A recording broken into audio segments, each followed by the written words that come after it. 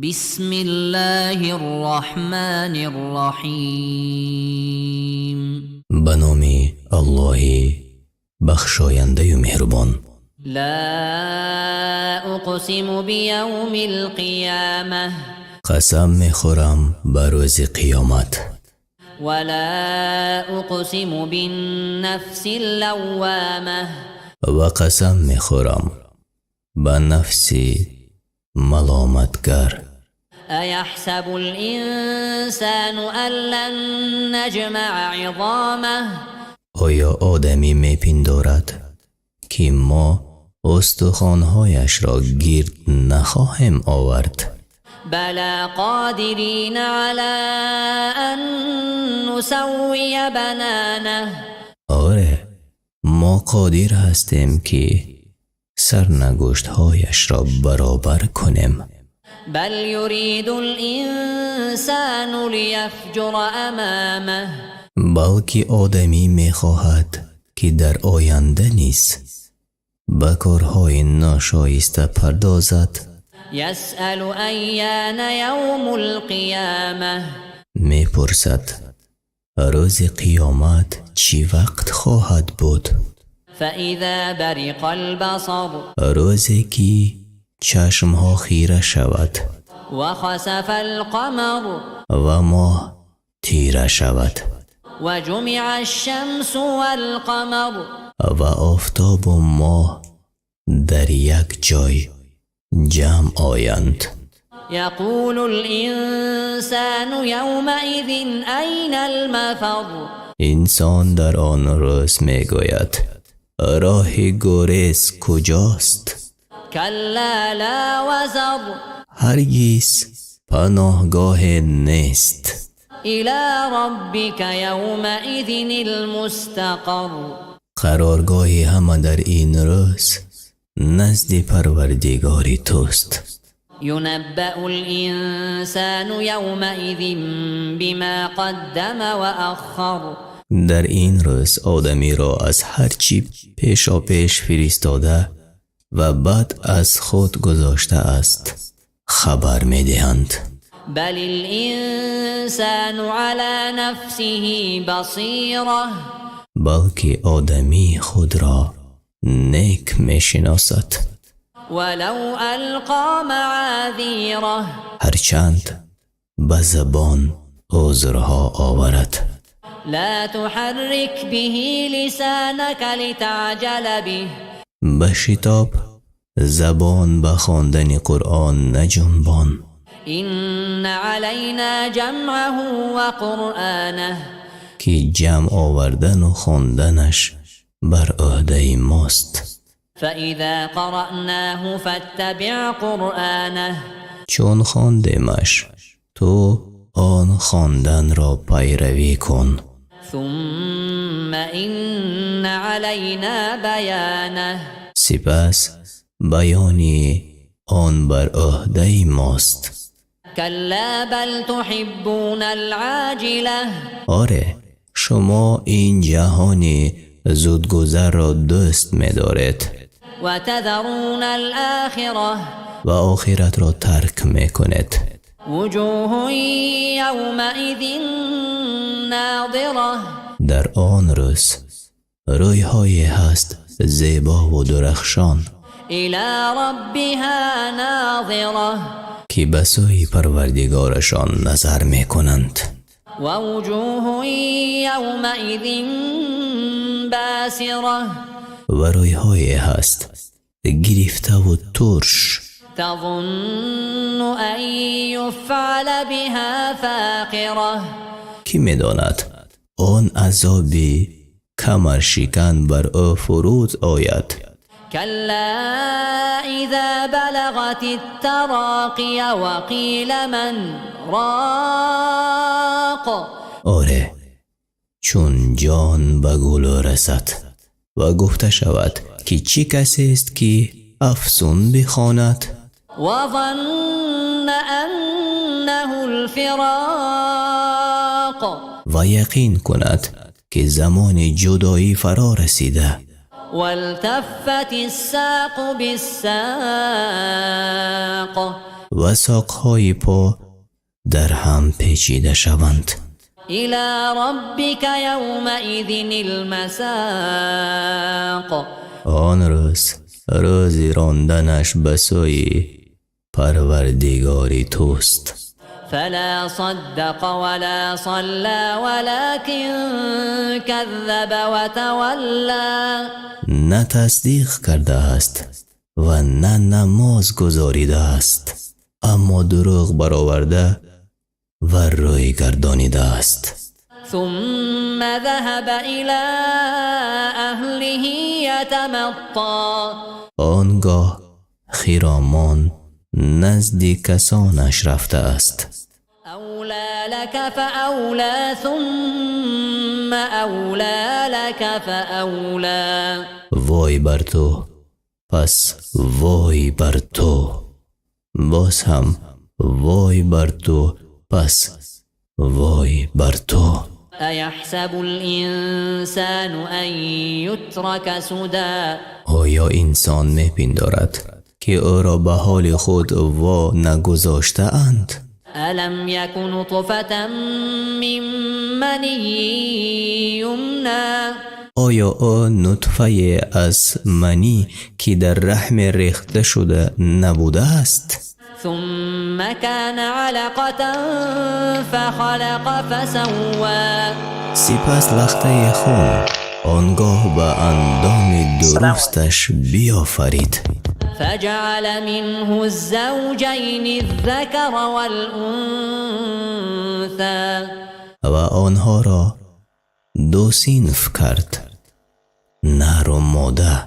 أليس ذلك بقادر على أن يحيي الموتى آیا الله قادر نیست که مردگان را زنده سازد؟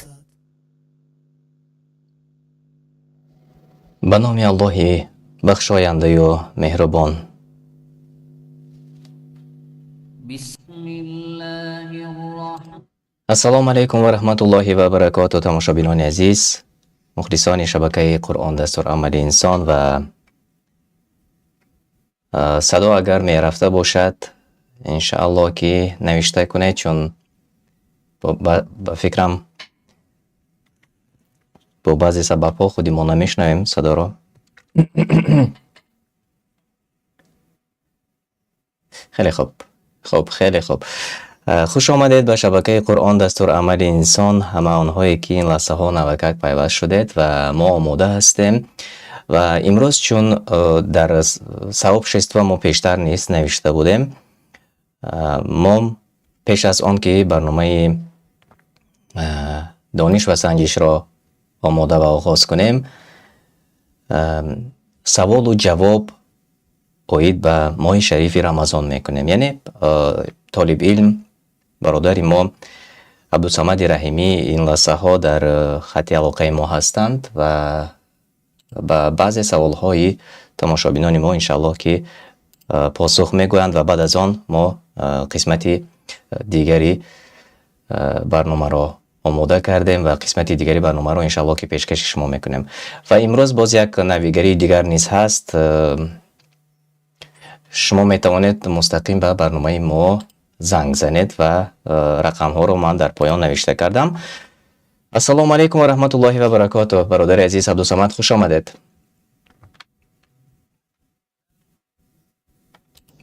خب صدای برادر رو اگر ما و شما شنویم، ما و شما میتوانیم این لحظه ها برنامه را آغاز کنیم. و بار دیگر یادرس میکنم تماشابینان عزیز، هر یکی شما میتوانید به واسطه واتساپ در زیر رقم ها هست، میتوانید با ما زنگ زنید.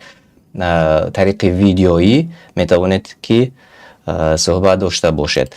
و برای زنها اگر خواهشی زنگ زدن داشته باشند، شما میتوانید با ایما، با همین رقم ولی با ایما زنگ زنید و با صدا میتوانید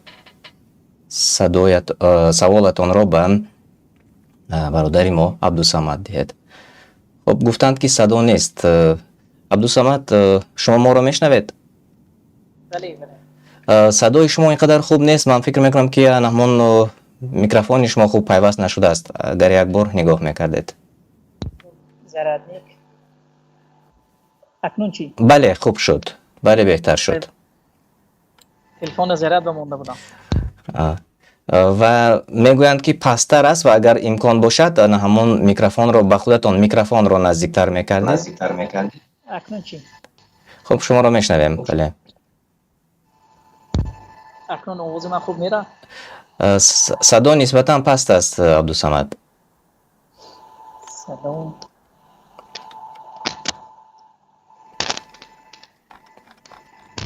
اکنون چی؟ به فکرم نقص دارد همون میکروفون شما اگر خطا نکنم. ولی به هر حال میشنویم. اکنون چی؟ بهتر شد. یک کمی نقص دارد. به هر حال ما آغاز میکنیم. اکنون بلند شد؟ بله بله میشنویم. و تماشابینان نیست اگر شنوند دیگر. رقم تلفن واتساپ ما پایان نوشته شده است. +46 76 152 3303. مرحمت زنگ زنید و من رقم رو نیز باز در زیر چت نیز انشاءالله نوشته میکنم و همان هایی که میخواهند زنگ زنند.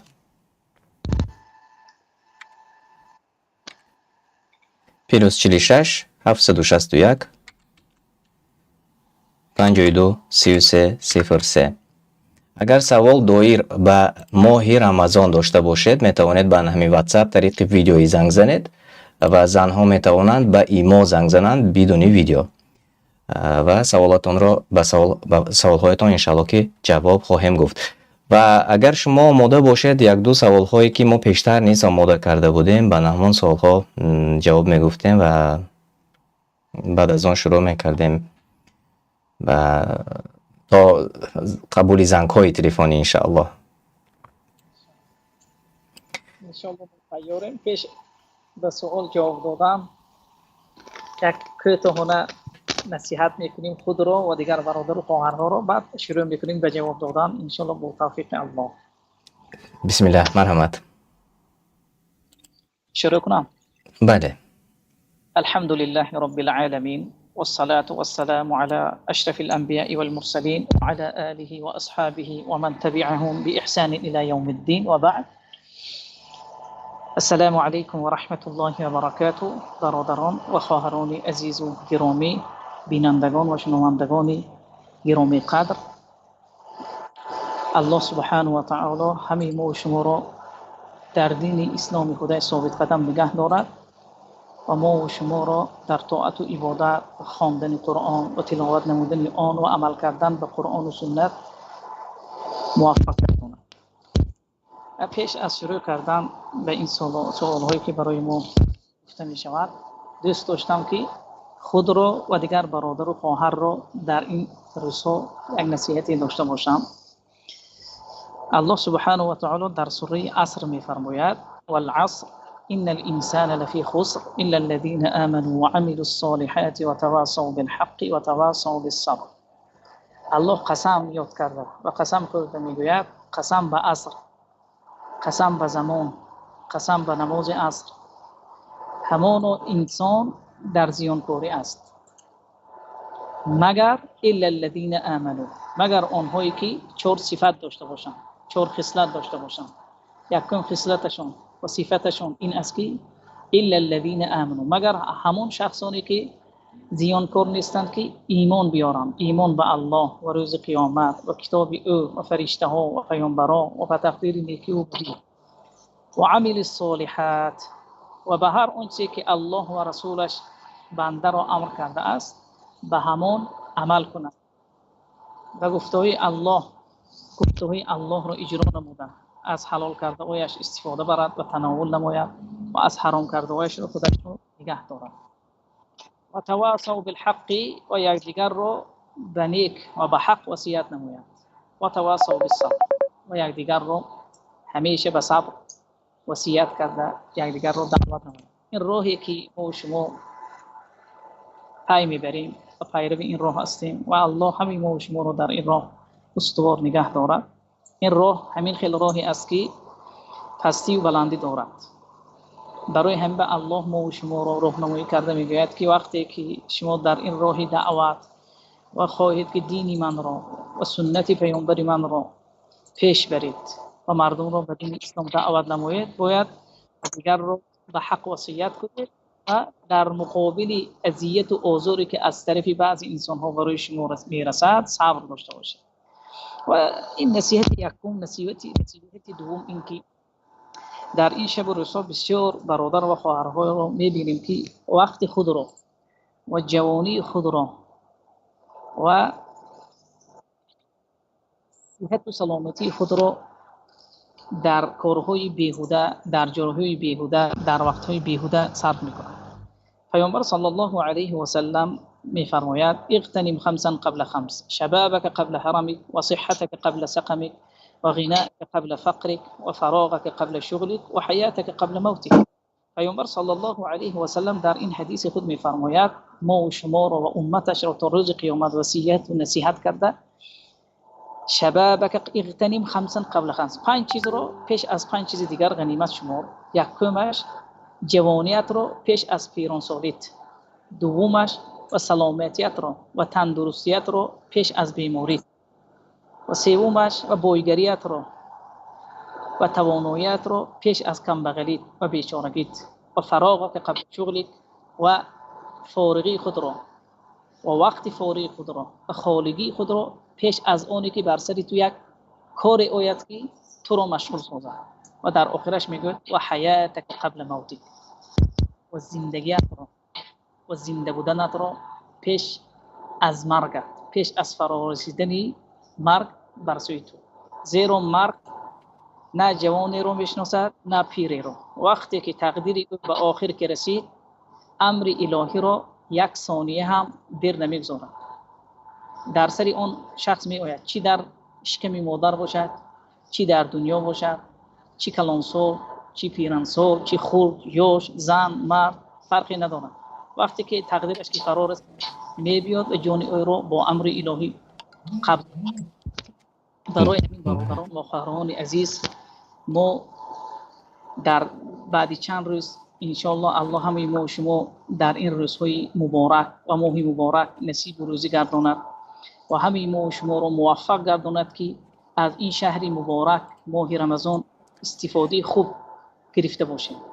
برای همین هیچگاه شما وقتی قیمت خود را بیهوده صرف نکنید و صحت و سلامتی خود را خاصتا در این شب و روزهایی که بیماری ها در همه جا پهن شده ایستاده است، در طاعت و عبادت الله صحت و سلامتی خود را صرف کنید. و چقدر که مال و ملکی که دارید برای پیشروی اسلام و پیشروی برادرانی که میخواهند که دین اسلام را به پیش برند آنها را دستگیری کنید. نادیده نگیرید این کارهای اینها را. چی بعضی برادرانی هستند که میخواهند که شما آنها را دستگیری کنید.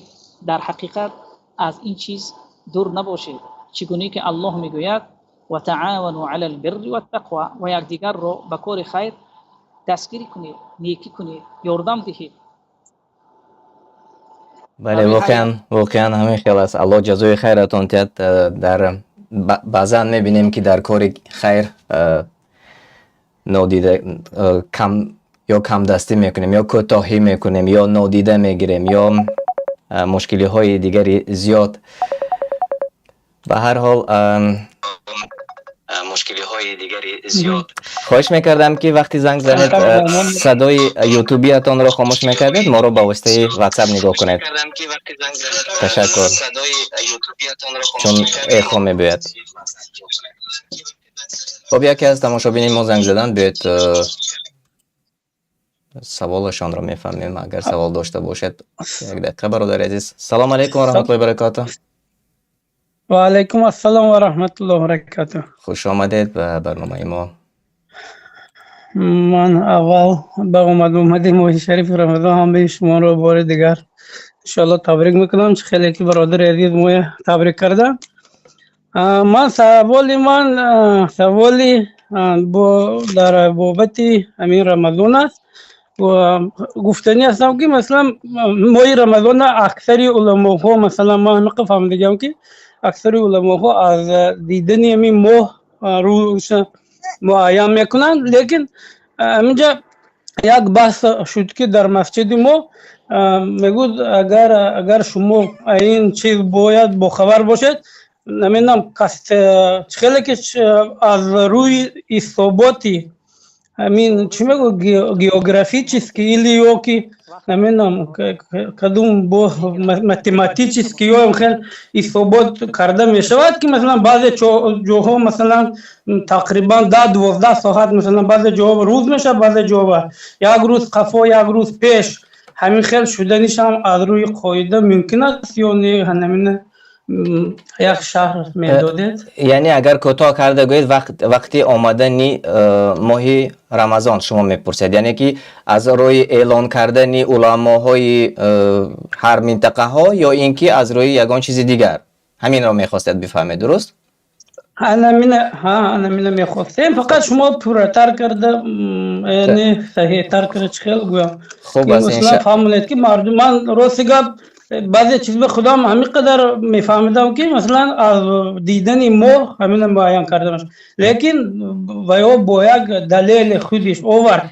در حقیقت من ویا گفتم هم تصدیق کردم. مثلا این شریعت چیز جای وسیع، مثلا هر علما مثلا فکر خود بعضی مسئله نه. من به همین قدر فهمیدم که بعضی مثلا هم اینشان پراول هم ویشان، مثلا بعضی جنده اگر اعلام کنند که شما رو فهمیدم. خوب تشکر زیاد. الله نگهبانتان. خب برادر عزیز عبدالصمد، انشاءالله که شما سوالی برادر رو فهمیدید درباره آمدن رمضان، یعنی که از روی اعلان یا اینکه چگونه رمضان رو ما پیشواز میگیریم یا چگونه میفهمیم که ماه رمضان آمد. خب سوالی برادر رو از زبان شما شنیدم، لیکن آواز برادر رو من شنیده نیستم. جواب دادم؟ بله. الحمد لله رب العالمین والصلاة والسلام علی رسول الامین و بعد. برادر سوال می‌دهد که یعنی برای اثبات کردن ماه رمضان آیا به تقویم یا که به گفته کی یعنی تکیه کنیم؟ چخیل ماه رمضان را اثبات کنیم فرا رسیدنش را؟ برای اثبات کردن فرا رسیدن ماه رمضان ما دو راه داریم برای اثبات کردنش. یکم راه اثبات کردنش همین که در بیگاه 29 شعبان هلال را جستجو میکنیم، میبینیم. اگر که هلال را در بیگاه 29 شعبان که دیدیم، اگرچه برای دیدنش چی مرد دیده باشد، مرد عادل مسلمان و چی زن باشد، شهادت آنها را و گفتی آنها را اگر دیده باشند قبول میکنیم. این راهی یکمش است. بسیاری در دولت ها، خاصا در دولت های عرب، در همین در بیگاه 29 شعبان بسیاری مردم از اهل متخصصان برنده میبینند. اما راه دومش این است که وقتی که در 29 شعبان بیگاهیش دیده نتوانستیم، چگونه که در حدیث پیامبر صلی الله علیه و سلم میگوید صوموا لرؤیته و افطروا لرؤیته، با دیدن ماه روزه بگیرید و با دیدن ماه یعنی ماه شوال افطروا، روزه تون را بکشوید. فإن غمی علیکم فاکملوا عدة شعبان 30. وقتی که برای شما یک در همون طرف آسمان بین شما بین دیدنتون یگان ابری شما رو نگذاشت که ماه رو ببینید، در این حالت فاکملوا عدة شعبان 30، ماه شعبان رو پر کنید 30 روز شود، بعد روزه گیرید. این دوم راهش. یکم راهش مختصرا همین که در بیگاه 29 شعبان نگاه میکنیم، آفتاب و مهتاب رو جستجو میکنیم، هلال رو اگر که یافتیم اعلام میکنیم که ماه رمضان فرا رسید. اما که دیده نتوانستیم، ماه شعبان رو پر میگردانیم 30 روز. و واقعا اگر خودی همه ما و شما شاهد هستیم که در بعض مناطق عالم تقریبا یک هفته یا 2 هفته پیشتر اعلان آغاز رمضان میکنند. اونها چگونه این را میفهمند؟ یعنی شما گفتید که در همان روزهای اخیر فهمیده میشود، ولی اعلان کردن را 1 هفته پیش یا 2 هفته پیش معلوم کردن، این چگونه است؟ آیا همین درست است؟ جواب بر این سوال این گونه است که کسی که پیش از فرارسی ماه تکیه به علم فلک کرده یا به همین فلکی ها میگویند، تکیه به حساب فلکی کنند و یک هفته پیش 2 هفته پیش رمضان رو اعلام کنند، اینها گناهکار حساب میشوند. چون که پیامبر صلی الله علیه و سلم ما رو برای حساب فلک واگذاشتگی نیست، بلکه گفت که با چشم خودتون هلال رو ببینید، نه که تکیه به فلک کنیم به حساب کتاب تقویمی. کسی که چگونه که گفتید 1 هفته پیش 2 هفته پیش رمضان رو اعلام میکنه، روزش رو انیق و دقیق میگویند که در فلان روز، چگونه که گوییم در همیشه روزها در تاجیکستان اعلام کرده که روز سه شنبه روزه می شود، اینها گناهکار شدند. چون که پیش از فرارسی این ماه تکیه به علم فلک، تکیه به حساب کتاب فلک کرده اعلام کردند، در حالی که امر الله رو و امر رسولش رو خلاف کردند. در مذهب حنفی، خاصتا در مذهب حنفی همین که باید که هلال رو با چشم سر دیده شود، نه که به علم فلک تکیه کند. از دومی نوعات این است که اگرچه پیش از فرارسی رمضان 1 هفته یا 2 هفته پیش که اعلام کردن، اگر همون روز اعلام کرده اشون موافقی دیدنی دیگر دولت ها موافقت آید، روزه داشتن درست.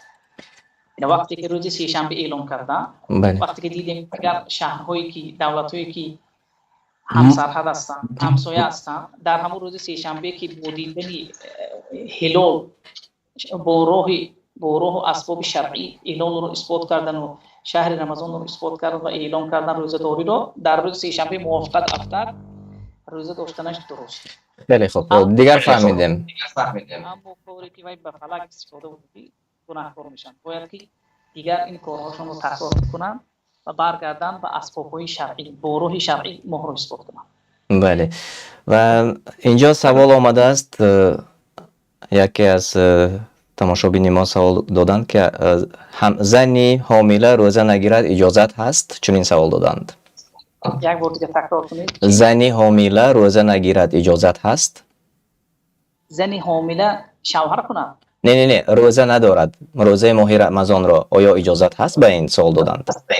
سوال این خیلی که آیا برای زنی حامله دار روزه‌گیری درست است یا نه؟ بله.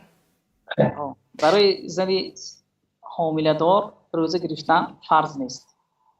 بعضی زنهایی که قوت و قدرت و توانایی روزه رو دارن، در وقت حاملگیشون میتوانند که روزه دارن، اما برای آنها در همین حالت فرض نیست. وقتی که توانستن و برای نفس خود، برای جسم و جان خود و اینچنین برای فرزند خود یگان خوف ترسی ندارن، میتوانند که روزه گیرن، لیکن در همین حالت برای آنها فرض نیست، چون که آنها یکی از معذورون، صاحبای عذر حساب میشن در نزد شریعت. در حدیث عبدالله بن عباس همین خیلی عمده است که ان الله، پیامبر صلی الله علیه و سلم میگه که ان الله وضع الصوم عن الحامل والمرضع. الله سبحانه و تعالی روزه رو از بالای حامله دار و شیردهنده برداشته است. برای همین علما میگن که اگر که توانایی داشته باشد روزه داره، و اگر که نتوانست برای اون در همین حالت روزه داری فرض نیست. اما وقتی که حامله داریش رو میگذارد، تولد میکند، بعد تولد کردن وقتی که مییابد، این شخص، این از پیش خدا ما این گونه شخص روزه رو قضا نمیدارد، بلکه بر عوض هم روزهایی که روزه نداشتگیش فدیه میدهد. اگر به جای فدیه قضا دارد درست. خیلی خوب، ما فهمیدیم. صدای دینامیکی همون کامپیوتر خودتون رو خاموش میکردید عبدالصمد، چون ایخو از اونجا میآید و با واسطه ناوشنیک گوش کنید. خب اگر که سوال داشته باشید میتوانید با رقم های واتساپی که زیر نوشته شده است میتوانید زنگ زنید طریق ویدیویی، و اگر زنها باشند طریق اودیویی میتوانید با ایموی ما زنگ زنید و سوالاتون رو به برادر ما عبدالصمد دهید. و خب اینجا یک زنگ تلفنی دیگر قبول میکنم. خب سلام علیکم، خوش آمدید.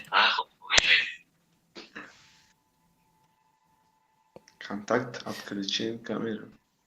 خب شما ما رو میشنوید تماشابین عزیز؟ و علیکم سلام و رحمت الله و برکاته. خب اگر شما ما رو میشنوید مرحمت میتونید سوال خودتان رو دهید برادر عزیز. حضرت جان درباره همین فرض روزه یگان چیز میگفتید؟ فرض روزه چند آواز چند است؟ درباره فرض روزه، فرض روزه بله. فرض‌های روزه. مهم. خب انشالله. خب الله جزای خیرتان کرد. تشکر. برادر ما اصلا دیبرام نگوش بدید. خب عبدالصمد درباره فرض‌های روزه گفتند یگان چیز میگفتید، معلومات میگفتید. چی چیز فرض هست؟ فرضی اکم معنی فرض رو به معنی رکن گوییم برای فهمیدن این برادر. روزه دو رکن دارد. رکن اولش با همراهی نیت و رکن دومش این از همان دمیدن صبح صادق، از خوردن و آشامیدن و همخوابگی خود را نگه داشتن، از روی نزدیکی جستن به الله تا فرو رفتن آفتاب. این دو فرض روزه است.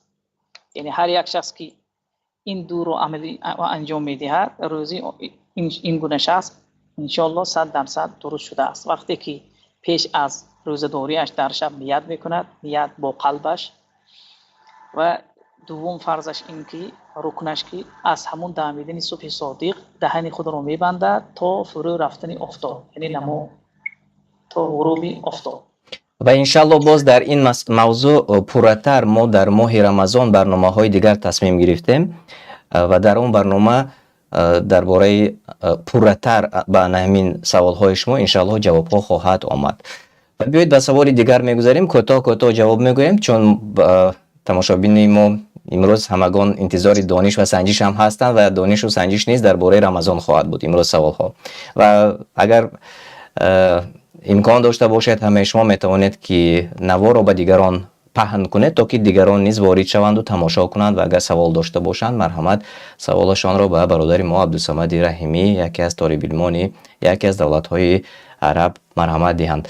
و خب اینجا باز چند سوال‌های دیگر نیز آمده است. بیایید کوتاه گفته میگذاریم انشالله. از عمر سنگینوف سوال اینجا آمده است. با فکرم 2 تا سوال اینجا نوشته بودند و چت را باور کنید خیلی مشکل است. به همین خاطر من گفتم که زنگ زنید بهتر است چون چت زود می رود. سوال دادند که فدیه به چی مقدار است؟ بله، فدیه چگونه که کمتر پیش گفتیم از همین سوال میبراید. وقتی که خودمون فدیه گفتیم درباره فدیه سوال میکنیم. بله. فدیه که علما میگویند، بسیاری علما گفتند که در هر یک روز 1.5 کیلو حساب کرده میشود. 2 راه دارد فدیه دادن. چگونه که انس بن مالک رضی الله عنه در آخرهای عمرش کلانسال شده بود، پیرانسال شده بود و طاقت و توانایی روزه را نداشته بود. برای همین روزه نمی داشت و در آخر ماه بعد تماشای رمضان فدیه خود را برآورده میداد. کمبغل ها رو و کم بضاعت ها رو به خانهش دعوت میکرد و طعام پخته میداد. این راه یکمش. همون 30 نفر از همون 30 روز 30 نفر کمبغل را طعام میداد. یا راه دومش این که اگر برای فایده رساندن کمبغل ها و کم بضاعتان باشد، همون طعامی که در شهر و ناحیه آنها معروف است و بسیاری مردم از همون طعام تناول میکنند، به مانند برنج گوییم. برنج از هر یک شخص 1 کیلو. همون شخصی که فدیه میبرد، زنی حامله دار، زنی شیردهنده یا نوسفید، پیرانسالی که یا زنی کلانسالی که قدرت و توانایی روزه‌داری را نمیتواند و ندارد، از سبب پیرانسالیش میتواند که از هر یک روز 1 کیلو حسابیده 30 روز 45 کیلو برآورده فدیه میدهد. فهمو؟ یک بار دیگر باز ساده تر میکردید. در شما یک بار 1 ماهش را گفتید، درست من فهمیدم؟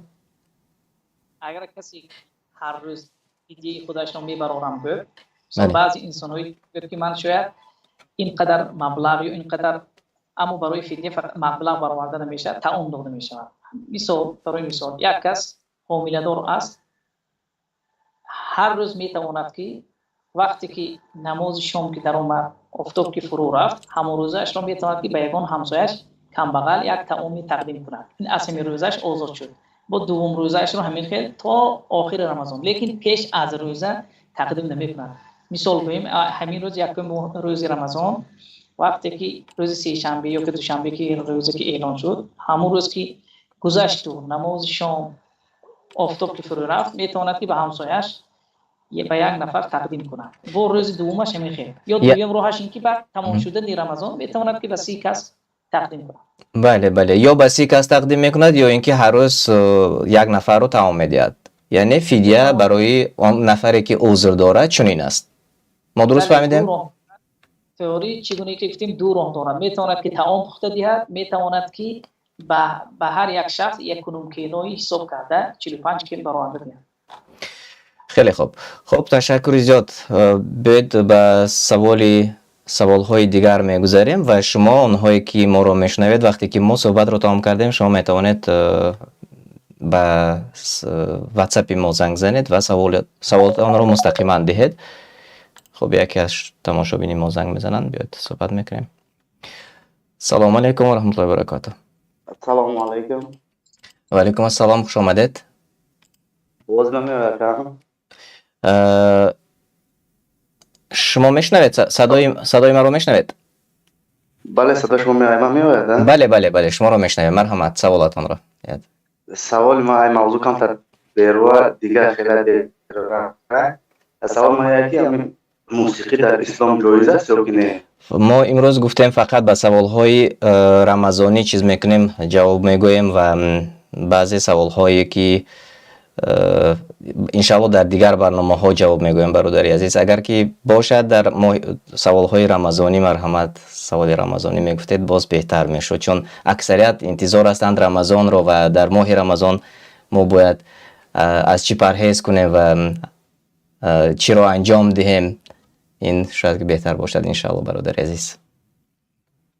سلامت باشین. خیر بهتر بازم سلام انشاءالله. تشکر زیاد. سلامت. خب برادر عزیز عبدالصمد، انشاءالله اینجا باز یک سوال دیگر آمده است از تماشابین ما. اینجا پرسیدند که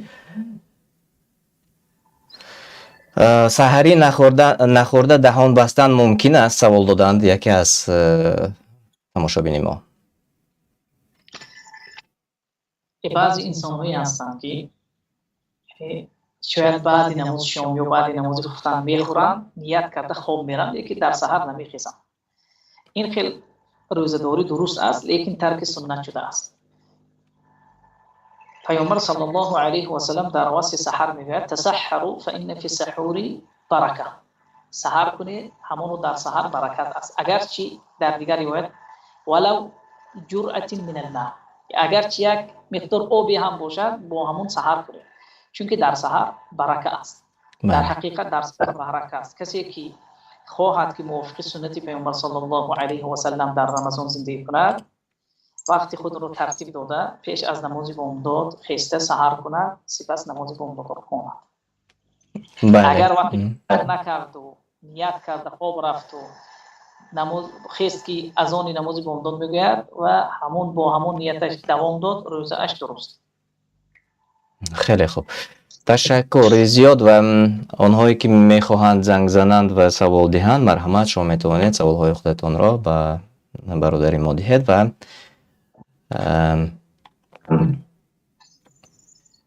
خوش میکردم همه آنهایی که نوکک پیوست شدند میتوانید نوار ما را به دیگران پهن کنید تا که دیگران نیز داخل شوند و اگر سوال داشته باشند به سوالهایشان برادری ما عبدالصمد رحیمی جواب میگویند. و خب سوال رو میخونم.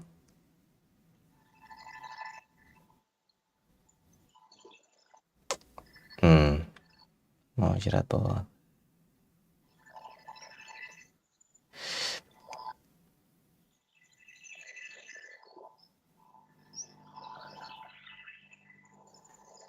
خب بعضی سوال ها رو از موضوع دور است، از این خاطر اون سوال هایی که از موضوع دور باشد امروز انشاءالله جواب نمیگویم، فقط گفتن در باره رمضان.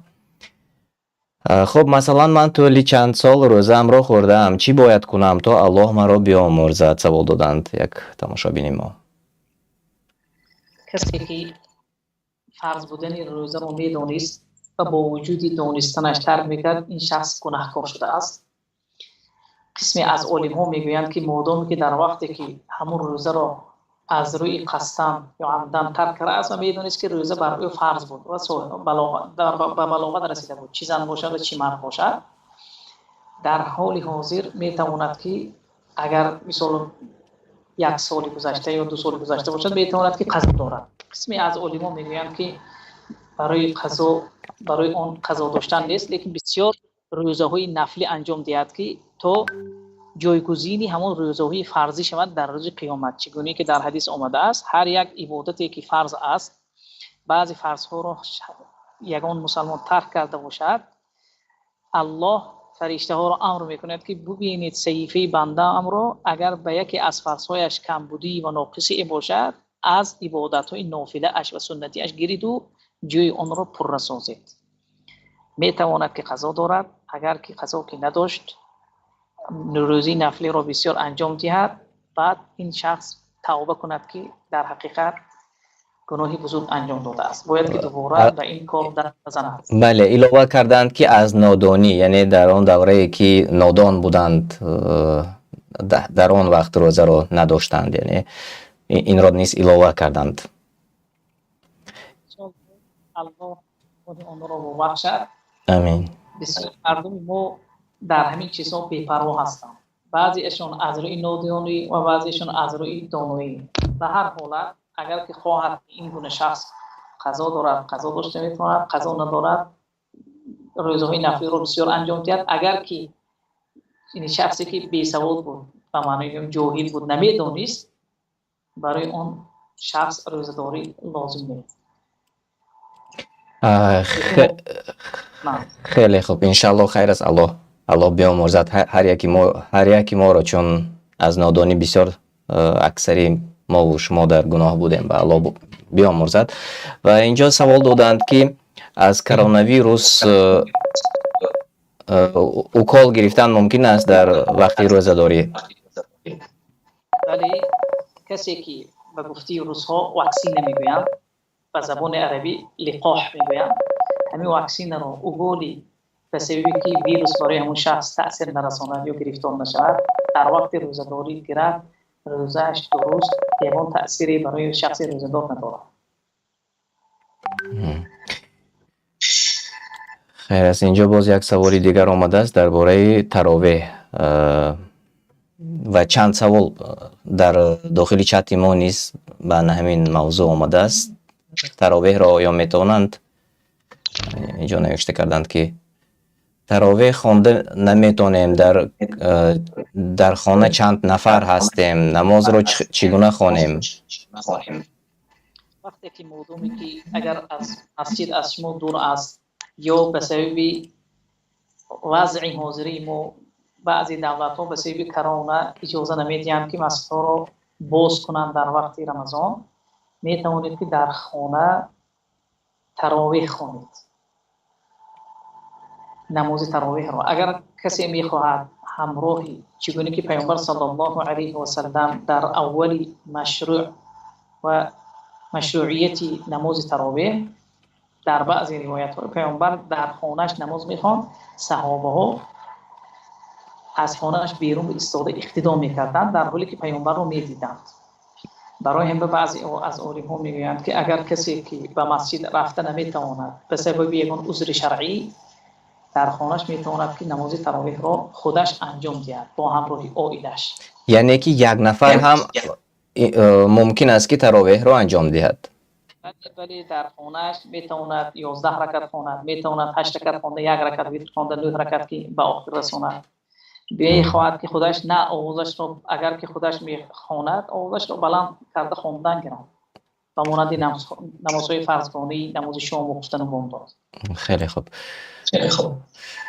خب اگر باز اینجا یک سوال دیگر آمده. سلام علیکم، من در مهاجرت هستم، در تندور کار میکنم، میخواهم روزه گیرم اما شرایط روزه گرفتن را ندارم، چیکار کنم؟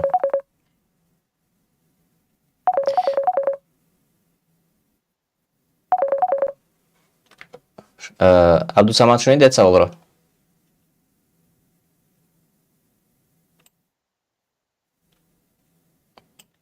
ба фикрам нуқси техникӣ пайдо шуд ва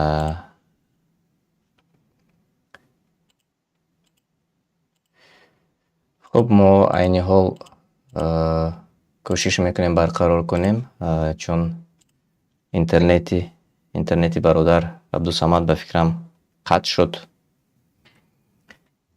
ва як бори дигар мо кӯшиш мекунем ки ба алоқа бароем.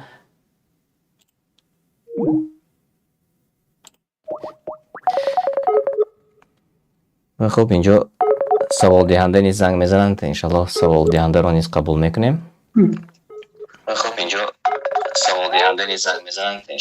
Салому алейкум ва раҳматуллоҳи ва баракатуҳу. Як бор Ва дигар. алейкум ассалом ва раҳматуллоҳи ва баракатуҳу, бародари азиз. Хуш омадед. Аммо садои ютубиятонро хомӯш мекардед? Садои Бародари ютуб. азиз, фаҳмо шуд, фаҳмидам. Ман саволи худа хело алҳамдулиллоҳ якум додагима ну гирифтаму, лекин ба ҳам бо шумо бо як бори дигар фаҳмидам ки ҳамин чиза масалан ин дунё масалан ҳамин васиъ ҳаст. Як нуқтаи масалан Россия хело заминиш калони васиъ аст. Ҳаминҷа дар шароити масалан ҳозира мегӯд астрономически масалан читане ҳамин баъзе ҳолатҳо шуда мешавад ки ҳамин дунёда баъзе ҷоба масалан шаб мешавад, баъзе ҷоба рӯз. Мо ина нағз мефаҳмем. Ҳамин аз ҳисоби нуқтаи замин калон буданиш масалан баъзе ҷоба 10-12 соат фарқ мекунад.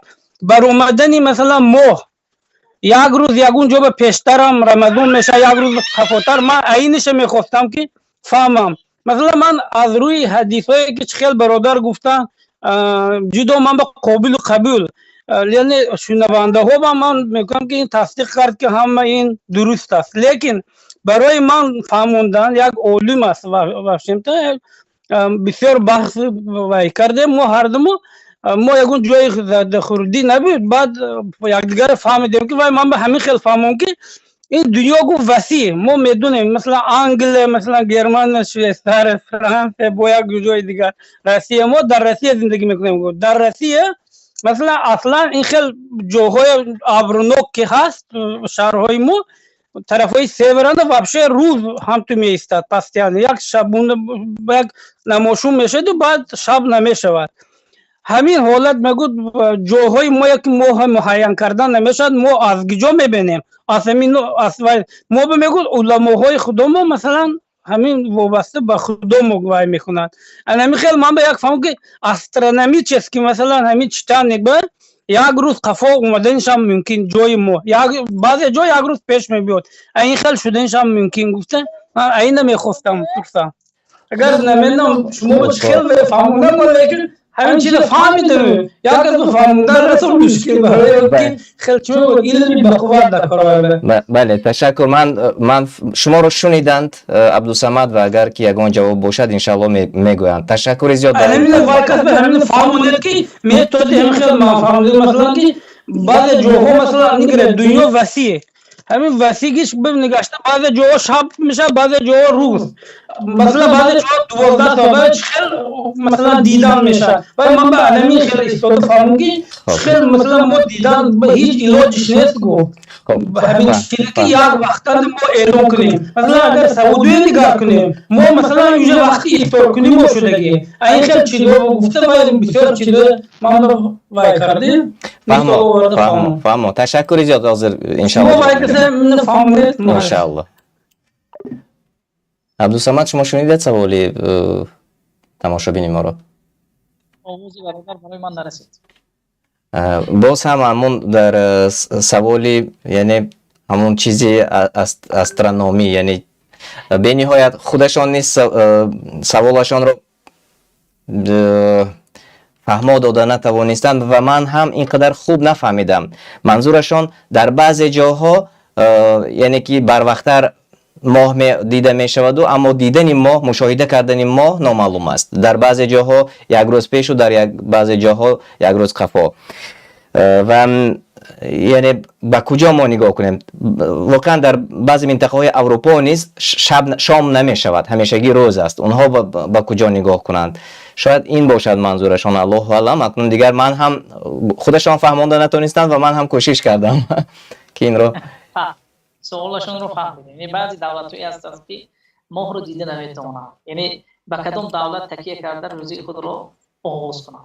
برای همین چقدر پیش گفتیم که برای اثبات کردن ماه رمضان دو راه داریم. در بیگاه 29 شعبان هلال رو جستجو میکنیم برای دریافت کردنش. وقتی که دریافت کردن نتوانستیم، دیده نتوانستیم، برای دوم میگذاریم ماه شعبان رو 30 روز پره میکنیم. بعد وقتی که ماه شعبان که 30 روز که پره شد، از یکم روزش روزه میگیریم. تمام. دیگر همین سوال با کلی سوال ها جواب است. ماه رو اگر دیده نشد، شعبان رو 30 روز پره کرده رمضان رو آغاز میکنند. دیگر یگان چیز لازم نیست. برای با پره کردن جواب و قصدی برادر همین است که بعضی دولت‌هایی که غیر عربی هستند بسیاری وقت به فلک تکیه میکنن، به دیدن هلال نه. برای همین و چنین سوال ها میگوییم که شما میتوانید که با همراه همون دولتی که زندگی میکنید در همانجا با همونها روزه گیرید. وقتی که برای مثال کدام دولتی که به شما نزدیک است راه اثبات کردن ماه رمضان را از روی دیدن هلال آغاز میکنند، میتوانید که به آنها تکیه کرده روزی خود را آغاز کنید. اما وقتی که به سبب آغاز کردن با همراهی همسایتان، همسرتان فتنه به وجود آید، این را آشکار نسازید. در بین عائله خود در بیرون برآمده نگویید که من امروز روزه‌دار، در حالی که دولتی که در همانجا زندگی میکنید روزه‌دار نیستند. برای همین خودتون روزه داره، دیگر کسا برای همون فهمانی. اما سلام علیکم. که اگر برای مثال اگر سعودیه وقتی که هلال را با چشم سر دید و اعلان کرد، آیا به تمام دولت دنیا واجب است که روزه گیرند به سعودی تکیه کرده؟ می توانند که تمام دنیا به سعودی تکیه کرده روزهشون رو آغاز کنند. اما بعضی دولت ها میگویند که ما خودمون میبینیم. در حقیقت همین در عهدی در دور زمان صحابه همین کار رخ داد.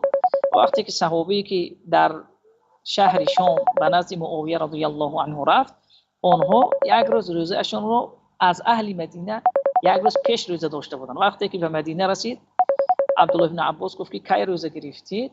گفت که ما روزی جمعه.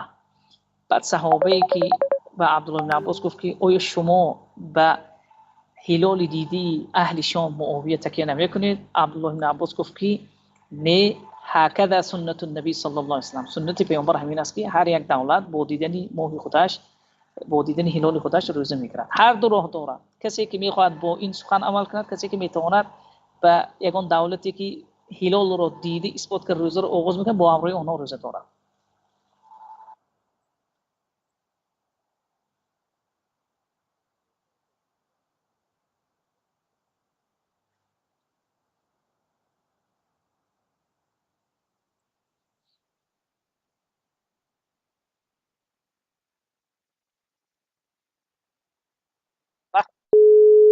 هر شخصی که برای شما سوال میدهد از طریق تلفن گوییم، آوازش برای من نمیرسد، من نمیشنوم.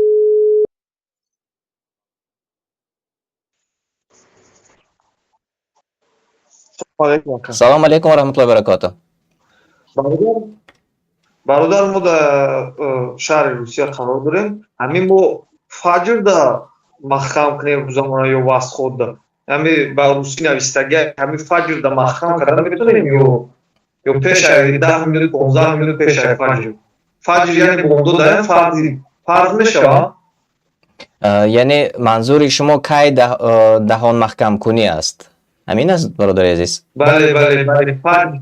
همین جا در نویستگی که فجر واسط خود نویستگی فجر سنت میشه، ممکن واسط خودش فرض میشه، در کدومش محکم کنیم؟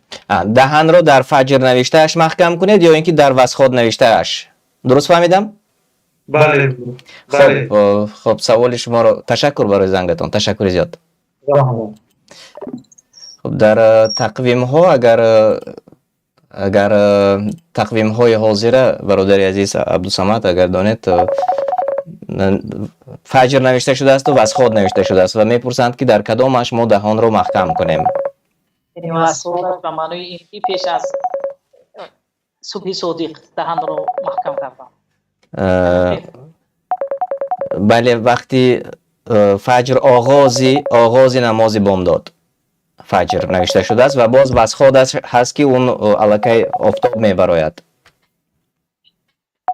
راه درستی دهانبندی در این وقت همین خلقی چگونه که در تاجیکستان خودمو رواج یافته است، در تقویم خودشون می نویسند که از روی احتیاطی 10 دقیقه یا 15 دقیقه پیش از اذان رو بلند کردن دهان خود رو ببندید. این خطا است. برای چی؟ برای اون که وقتی که شریعت برای بنده اش الله سبحانه و تعالی برای بنده اش فرصت خوردن و نوشیدن رو داده است، نباید که ما این فرصت رو از دست اون کس بگیریم. بعضی انسان هایی که کارشان دشوار است در روز، آنها خواب می روند که تا بدنشان راحت کنند و استراحت یابند. برای اینها این دشواری است که بر وقت خسته روزه رو بر وقت بگیرن و پیش از درآمدن بامداد حقیقی صبح صادق 15 دقیقه یا 20 دقیقه پیشتر دهان رو محکم کنند. این خطا است. راهی درستش همین که کسی که سحر میخیزد همون در همون گرد و اطرافشون که اذان برای مثال کنیم ساعت 4 به اذان میگه، وقتی که همین اذان گفت فهمیدن که نماز بامداد صبح صادق در حقیقت در آمده است. وقتی که اذان رو شنیدن، آدمی اذان میگفتگی عادل باشد، باورینم باشد، به اذان همون شخص تکیه کرده روزه رو دارن دهان رو ببند. اما 15 منوت پیش 10 منوت پیش از اذان خوردن این اجازت هست و یک هیچ کس نگاه نکنه. عبدالصمد، اینجا سوال باز برمی آید که در اکثریت موضع ها برادرایی که زنگ میزنند از جاهای زنگ میزنند که آنجا اذان شنیده نمی شود به جز اذان تلفنی، به واسطه تلفن اذان را میشنوند و اونها باید چیکار کنند؟ یعنی که اذان تلفن را شنیدند باید که دهان را بسته کنند یا اینکه برای چنین سوال میگوییم که بعضی دولت‌هایی که مساحتش دور و دراز است، کلان است، مانند روسیه، در همه جاش مسجد نیست، در همه جاش آواز اذان رو شنیده نمیشود. مادامی که همین پروگرام‌هایی که برآمدگی است به مانند مسلم پرو چگونه که بعضی برادرها میگوید، میتوانند که اگر همین پروگرام‌ها و برنامه‌هایی که برنامه‌ریزی کرده شده است در حقیقت در وقتی حقیقی اذان گفته میشود، میتوانند که به همین هم تکیه کنند. چون که هر یک شخص مادامی که در آشیانه‌های بلند زندگی کرده میتونند، یا بعضی کسی که در اولی آشیانه زندگی میکنند آنها برآمدن صبح را دریافتن صبح صادق را دریافت کردن نمیتوانند. برای همین اینها میتوانند که به همین برنامه‌ها پروگرام‌ها تکیه کرده روزی خود را دهان خود را ببندند و روزی خود را بگشایند. یعنی منظورتون همون وقتی که اذانی همون تلفن که شد دیگر میتوانند که به همون تکیه کنند چون علاج نیست، چون در اکثریت موضع‌های روسیه و اروپا شاید مسجد نباشد در نزدیکی اونها نمیدونند و اما تقویم هم نمیدونم، اگر من در نزد خودم اینجا ندارم تقویم رو، در تقویم نوشته شده است واقعا هست این گونه نماز بامداد به مثال ساعت فلان است فجر نوشته شده است و بعد از آن وسخاد نوشته شده است و وقتی برآمدن طلوع آفتاب است. از این خاطر اون برادر این سوال دادند که کدامش را ما اجرا کنیم درست می شود. یعنی فجر همون سرشویش، همون سرشوی اذان است، اذان نماز است.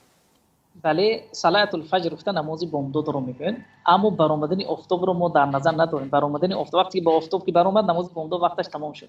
ما نظر ما اون است که دمیدن صبح صادق سرشوی نماز بامداد، وقتی که صبح صادق که دمید فهمیدیم که نماز بامداد آغاز شد، در همین حالت دهن خود رو میبندیم.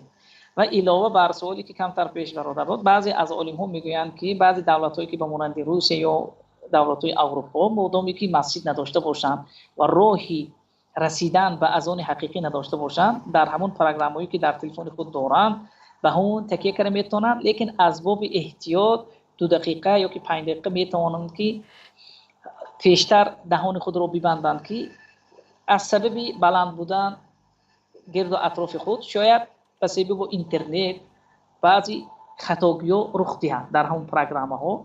برای همین از روی احتیاط 2 دقیقه یا که 5 دقیقه پیش دهن خود رو باندن این بهتر است، چون که احتیاط در دین این چیزی ضروری است.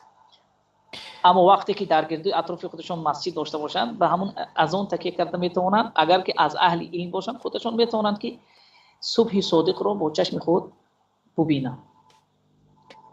بله خیلی خوب، دیگر فهما شد و سوال ها خیلی زیاد هم هست، اما ما تقریبا 1 ساعت می شود که با شما صحبت داریم و بیاید اینجا سوال دادند اما سوالشان اینقدر معلوم نیست از تماشابین ما. السلام علیکم برادر، در رمضان با زن خود نوشتند گپ های زن و شوهری گویی جایز است. گفته سوال دادند، یعنی منظورشان شاید مهربانی بین زن و شوهر باشد، الله اعلم این را در نظر داشته باشند. گپ های زن و شوهری گفتن جایز است سوال دادند. از منظور سوال فهمیده می شود که کلمه‌های مهربانی نه، بلکه کلمه‌ای که در وقت همخوابگی استفاده برده می شود. این رو پرسید استاد از برادر که همین در وقت شخص در ماه رمضان، در شب رمضان، چی در روز رمضان باشد چی در شب رمضان باشد، باید که انسان خاصتا در ماه رمضان زبان خود را از تمام سخن‌های ناجو نگه دارد. اما یکی رفت و چی زن باشد چی مرد باشد به سوی زنش یا که شوهر یا که زن به سوی شوهرش یگان سخن‌هایی که پیش گفتن هیچ گناهکار نمیشن، چون که این سخن‌ها یکی از سبب‌های یعنی پیوست نگه داشتنی بین زن و شوهر است. بودم که در بین خود باشد کسی بیگانه نشنود درست، خاصتا در شب باشد درست، اما در روز بهتر است که زبان خود را همیشه با ذکر الله و با خواندن قرآن مشغول سازند، چون که این ماه بسیار پرناز و نعمت و مبارک است. بله و بیاید کوتاه میکنیم، یک سوال دیگر و جمع بست میکنیم انشالله. درباره نماز تراویح بسیار سوال میکنند برادران، بسیار سوال میکنند که چند رکعت خوانیم درست است. یعنی اونجا من فکر میکنم که چند نمود خواندند صحابه های رسول الله صلی الله علیه و سلم و اگر کوتاه جواب میگفتید خیلی خوب میشد. بسیار برادرایی که و خواهرایی که در همین موضوع سوال میدین، سنت پیامبر صلی الله علیه و سلم و سنت صحابه این است که 11 رکعت نماز تراویح رو خواندن، این سنت است و این چنین سنت مؤکده است که در مسجد خوانده شود. اما کسی که زیاده از 11 رکعت نماز میخواند این جایز است، سنت نمیگوییم بلکه جایز است.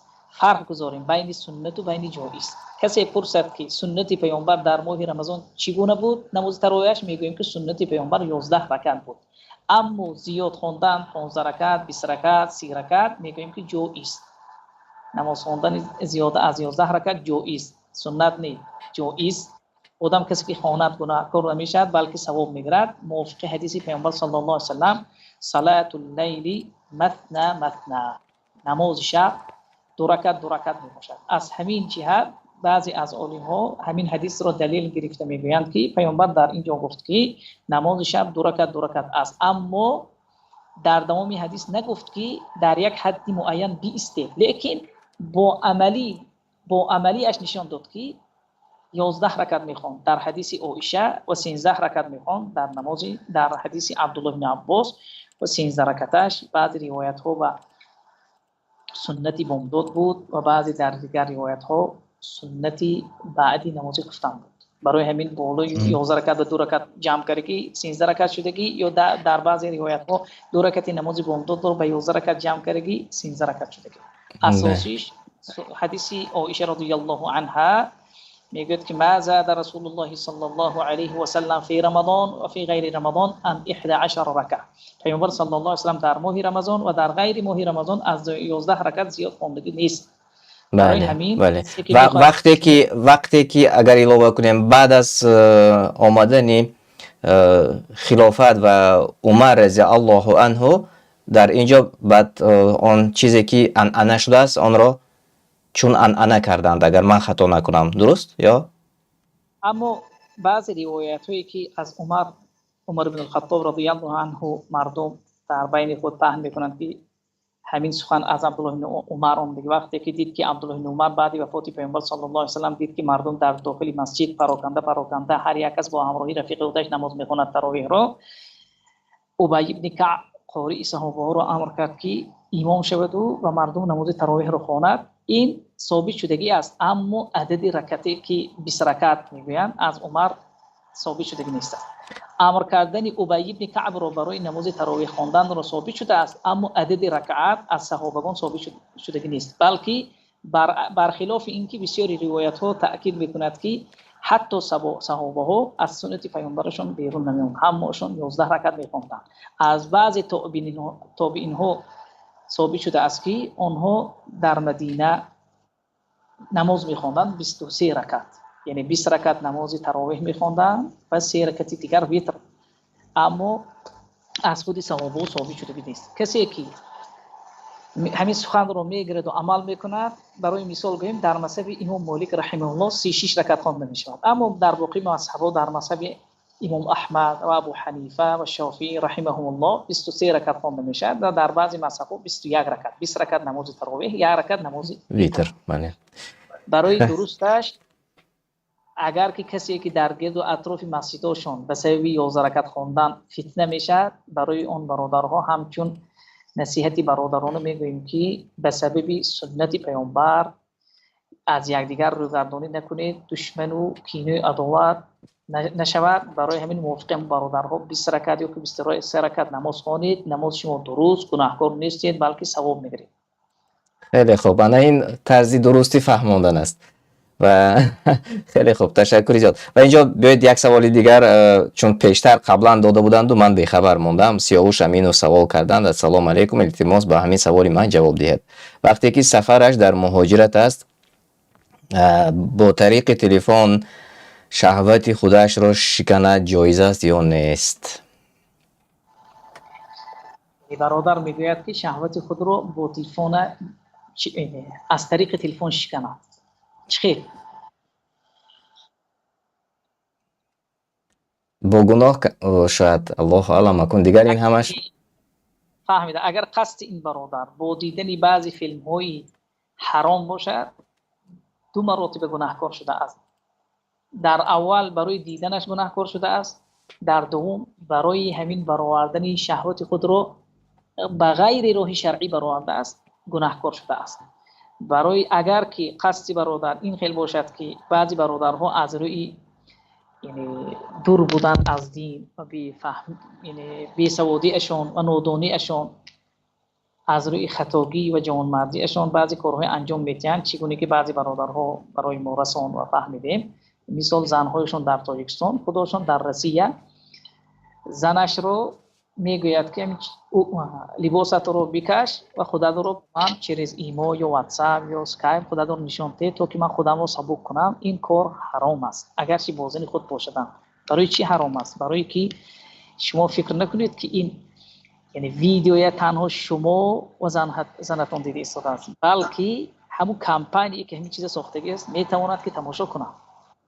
این کارها درست نه. با راه حلال خودتون رو سبک سازید. روزن گرفتن، با روزه داشتن، چگونه که در حدیث عبدالله بن مسعود پیامبر صلی الله علیه و آله میگوید، این خاصتا به جوانهایی که زن ندارند، پیامبر وصیت کرده میگوید که یا معشر الشباب من استطاع منکم الباءة فلیتزوج.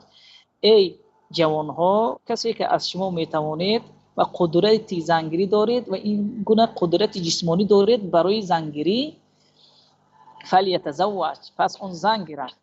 فانه اغض للبصر، میگوید همون زن چشم شما رو نگاه می‌دارد و احسن للفرج، میگه و شرمگاه شما رو حفظ میکنه. فمن لم یستطع فعليه بالصوم، کسی که نمیتواند، قدرت زنگیری ندارد و قدرت همخوابگی ندارد، کسل است، بیمار است، این شخص میتواند که روزه داشته شهوات خود رو بشکند. فانه له وجاء، روزه داری میگه این شخص را از حرامکاری نگاه می‌دارد، حمایت میکنه. برای چنین برادرها و خواهرها میگوییم که هیچ وقت خود را سبک ساختن با راه حرام نمی شود، با راه حلال می شود. شما خود را به دام شیطان گرفتار نسازید. شیطان راههای بسیار دارد برای گمراه ساختن فرزند آدم. چگونه که یعنی آدم علیه السلام را به گناه دعوت کرد، فرزندش را هیچگاه تا روز قیامت باقی نمیگذارد، چون که شیطان قسم خورده است که لاغوینهم اجمعین، گفته است من قسم به ذاتت که همه آنها رو چی گونه یک چقدر که میتونم از گمراه میسازم. الا عبادك مخلصین است، مگر اون بنده هایت رو که خالصانه تو رو عبادت میکنن و در درجه اخلاص رسیدن، من زورم نمیرسد که آنها رو گمراه سازم، بلکه آنها بر بالای من غلبه میکنند. برای همین کوشش کنیم که از جمله بنده های صالح و خالص و نیکوکار و مصلح باشیم که شیطان نتواند که ما رو فریب دهد. و الله سبحانه و تعالی هر یک برادری که زن ندارد زنی صالح و نیکوکار نصیب گرداند و هر دختری که جوان دختری که شوهر ندارد الله برای او یک شوهری مناسبی مسلمانی صالح نیکوکار نصیب گرداند تا که زندگی خود را دوام دهند و بقیه کارهای حرام هیچ گونه دست نزنند. امین. تشکر زیاد. الله از شما راضی باشد و بیایید اینجا خاتمه میبخشیم. به صحبتمون 1 ساعت زیادتر شد و ما باز در پیش برنامه دانش و سنجش داریم. باری دیگر شما را تشکر میگویم که توانستید امروز وقت خودتان را جدا کنید و در برنامه ما اشتراک کنید عبدالصمد، و انشاءالله باز روزهای نزدیک ما شما رو دعوت میکنیم و سوالها رو انشاءالله هر یک شما میتونید در واتساپ نوشته کنید. در آینده در برنامه های آینده انشاءالله ما به سوال های شما جواب میگوییم، یعنی طریق آوازی نه بلکه نوشته کنید تا که ما سوال شما رو به برادران طالب علم فرستیم و اونها به سوال های شما با دلیل و سند جواب ها رو آماده کنند و انشاءالله که در برنامه های آینده پیشنهاد خواهیم کرد. برای شما نیز تشکر برادر گرامی و تشکر نیز برای بینندگان و شنوندگان عزیز که وقت خود را دریغ نیافته و ما و شما گوش انداختن و این برنامه ما و شما را نگاه کردن. برای هر یکی ما و شما الله موفقیت در زندگی ما نصیب گرداند و هر یکی عبادتی که ما و شما انجام میدیم الله به درگاه خودش قبول فرماید و از جمله بهشتیان گرداند. و صلی الله و سلم علی نبینا محمد و علی آله و صحبه اجمعین و السلام علیکم و رحمت الله و برکاته.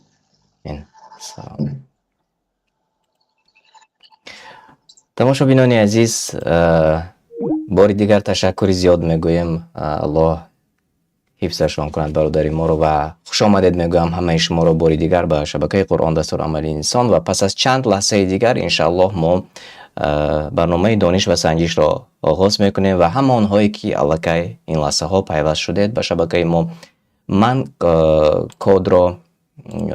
کد دانش و سنجش را این لحظه زیر چت نوشته میکنم. هر یکی شما مرحمت داخل شدن گیرید و تا آن دمی که شما داخل به برنامه دانش و سنجش میشوید من یک نوار کوتاه تقریبا 3 دقیقه است، آن نوار را برایتان پیشنهاد خواهم کرد. 524 38 29 این است گیم پین برای بازی امروزه و هر یکی شما میتوانید این لحظه وارد به برنامه شوید. من در چت نوشته کردم و این لحظه من تا داخل شدن شما به داخل برنامه دانش و سنجش نوار کوتاه برایتان پیشنهاد میکنم.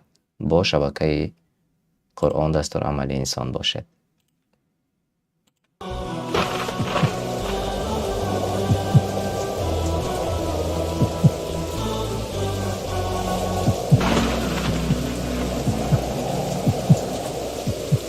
يا أيها الناس كلوا مما في الأرض حلالا طيبا ولا تتبعوا خطوات الشيطان إنه لكم عدو مبين إنما يأمركم بالسوء والفحشاء وأن تقولوا على الله ما لا تعلمون.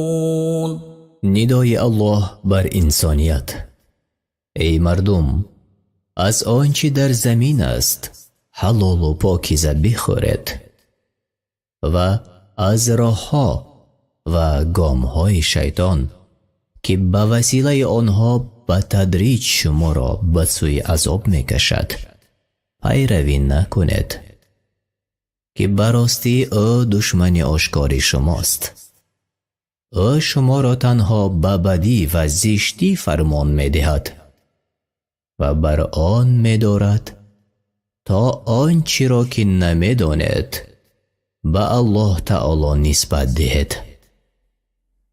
سوره بقره آیت 168 و 169. ارشاد از آیت ها یعنی راهنمایی از این آیت ها.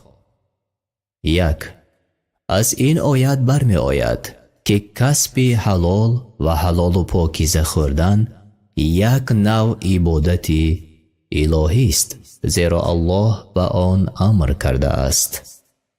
دویم، حلال دارای دو وصف می باشد. یکم پاکیزه باشد و نجس نباشد، یعنی از ناپاکی خود را امین نگه داشته باشد، و دیگر این که فایده آور باشد و ضرر آور نباشد. سیوم، منع الله از پیروی کردن راه شیطان، چون شیطان دشمن آشکار انسانیت می باشد. چهارم، یکی از بزرگترین گناه در شریعت این به علم سخن کردن است. پنجم، اهمیت علم در شریعت، چون من و سرزنش الله از جاهلی بر علم آموزی دلالت می کند. تماشابینان گرامی، شما درس دوم ندای الله را شنیدید. به شبکه ما ابونه شوید و به دیگران نیز این نوا را فرستید.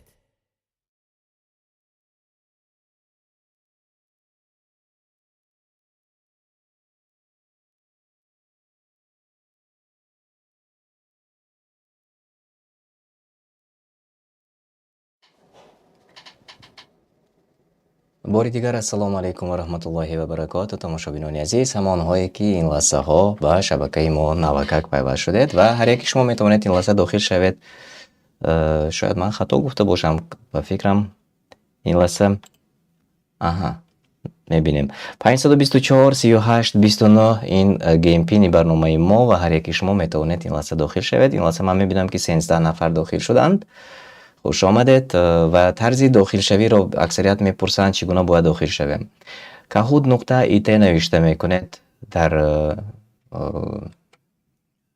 گوگل یا اینکه در یاندکس یا اینکه در اپرا فرق ندارد، یا اینکه در تلفن موبیلی خود اون اپش را برای خودتون به قول اسکچت میکنید و داخل میشید به واسطه تلفن. و اگر از دو تلفن استفاده کنید باز خوب است، و اگر از تلفن یا تلویزیون نیز استفاده کنید، یعنی به واسطه تلویزیون ما رو تماشا کنید و به واسطه تلفنتون به kahoot.it داخل شوید و کد که گیم پینی که من نوکه گفتم 524 38 29 در چت ما نوشته شده است، آن را نوشته کنید و داخل شوید. و بیایید من یک بار نشان میدم چگونه ما میتوانیم داخل شویم. بسم الله. خب در گوگل به مثال نوشته میکنید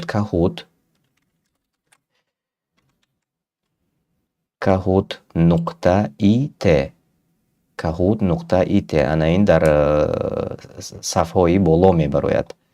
kahoot.it ببینید و این را پخش میکنید.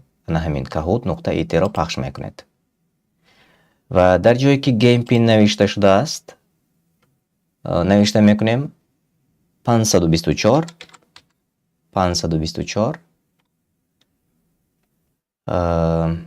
382 و 9 این گونه. الان گیم پینی که من در چت به شما راون کردم و اینتر را پخش میکنید. در جایی که نیک نیم نوشته شده است نامتان را می نویسید. مثلا اکمال نوشته کردیم و من داخل شدم. اکنون شما ببینید من این لحظه به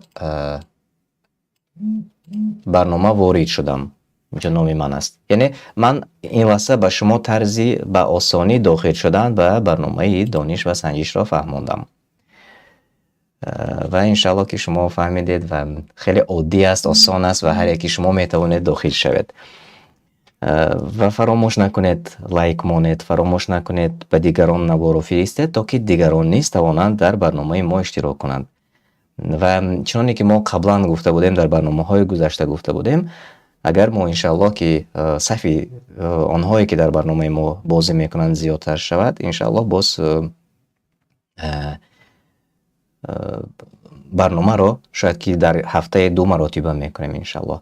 Чун ҳозир ману шумо худатон шоҳид ҳастед, мебинед ки на он қадар зиёд майли дониши худро санҷидан доранд, на ин қадар зиёд мардум мехоҳанд ки як чизи наве барои худашон омӯзанд. Аз ин хотир мо дар як ҳафта як бор як маротиба кардем ва иншааллоҳ ман орзу дорам ва умед дорам ки дар оянда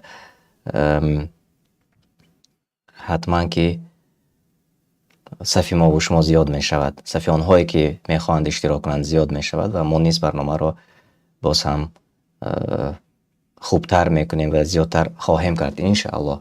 Ба ин умед дорем.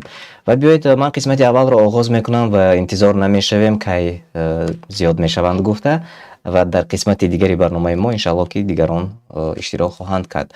Ва дар давоми барнома агар шумо омада монед, шумо низ метавонед дохил ба барномаи мо шавед. Геймпинро мо дар зери чат навишта мекунем ва имрӯз саволҳои барномаи мо ҳама иншааллоҳ марбут аст ба моҳи шарифи Рамазон, чун Рамазон наздик шуда истодааст ва саволҳо пайдо мешавад ва он саволҳои мо беҷавоб намонад. Аз ин хотир мо ба баъзе саволҳо дар дохили барнома ҷавоб мегӯем ва баъзе маълумотҳои нав низ иншааллоҳ ки шумо дар дохили барномаи дониш ва санҷиш иншааллоҳ пайдо хоҳед кард. Ва 21 нафар ҳар яки шуморо хушомадед мегӯям. ҳатман Исматуллоҳ Ҳоҷиматов навиштанд ки чатро хонед. Ман кӯшиш мекунам чатро се ҷавоби дурусти аввалро иншааллоҳ ки мехонам. Агар тавонам зиёдтар мехонам, аммо чат ки тезтар меравад ва ҳам ман дар монитори худам ба қавле ки ду тиреза дорам ки ҳамашро дида наметавонам ва ба ҳамин хотир шояд ки баъзан фаромӯш мекунам хондани чатро ва иншааллоҳ кӯшиш мекунам. Ташаккури зиёд барои ёдрасӣ карданатон. Ва биёед мо қисмати аввали барномаро ин лаҳза оғоз мекунем ва онҳое ки фурсат накарданд дар қисмати дигари барномаи мо иншааллоҳ иштирок хоҳанд кард.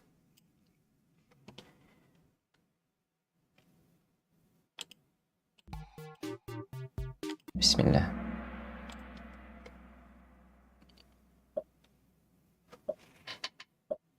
қисмати аввали барномаи мо ва саволи аввал: чӣ гуна моҳи Рамазон собит мешавад? аз рӯи нақшаи пешакии давлат бо дидани моҳи нав танҳо бо сухани астрологҳо бо хабари космонавти номусалмон кадомаш дуруст аст? чӣ гуна моҳи Рамазон собит мешавад? ҷавобҳои шумо 30 сония вақт дорем.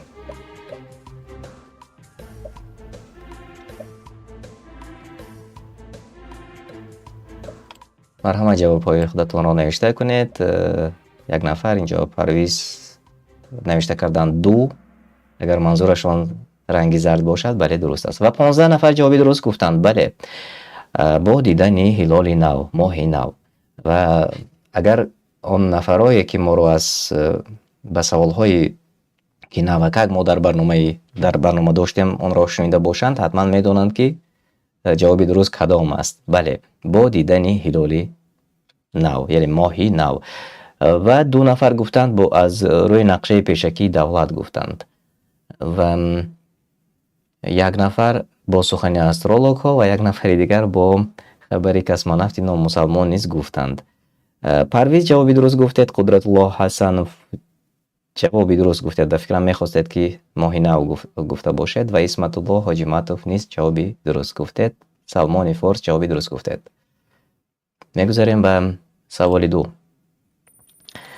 мебинем ки ба пеш гузашт. Умар Иброҳим, Ҳазрат Саидалӣ ва Алишер онҳое ки дар ҷойҳои намоён қарор доред. саволи 2. ояти қуръонӣ дар бораи Рамазон нозил шуда аст? Савол: оят нест, аммо ҳадисҳо ҳаст. Рамазон баъд пайдо шуд, бале оятҳои қуръонӣ ҳаст. Бо боён васият карданд. кадомаш дуруст аст? ҷавобҳои шумо. ман чатро низ нигоҳ мекунам.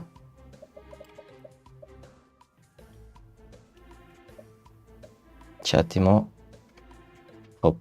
Исмат الله حاجیمتوف هنگ گفتند. سلمانی فارس گفتند بله هست گفتند.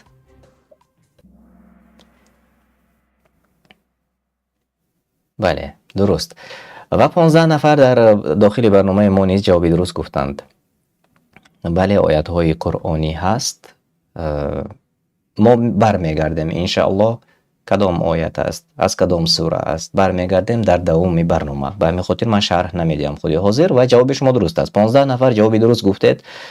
بله آیت های قرآنی هست و 2 نفر گفتند که آیت نیست و بلکه حدیث است. نه، هم حدیث ها هست و هم آیت قرآنی است. و 4 نفر با بیانشان وصیت کردند. خیلی خوب. و بیایید میبینیم که به پیش گذشت و بعد از آن دوام میدیم. عمر، ابراهیم، سید علی، حضرت و عبدو، آنهایی که در جاهای نمایان و عبدالله نیز به زینه های بالا بر اومدید، من شما رو تبریک میکنم. و سوالی 3 2 مراتب خالی زیاد میگیرد انشاءالله. الله میفرماید هر عملی فرزند آدم برای خودی است غیری نمازهای 5 نیکی با والدان، روزه، همه عبادات به الله لازم است. کدامش درست است؟ الله تعالی می فرماید هر عملی فرزند آدم برای خودی است غیری.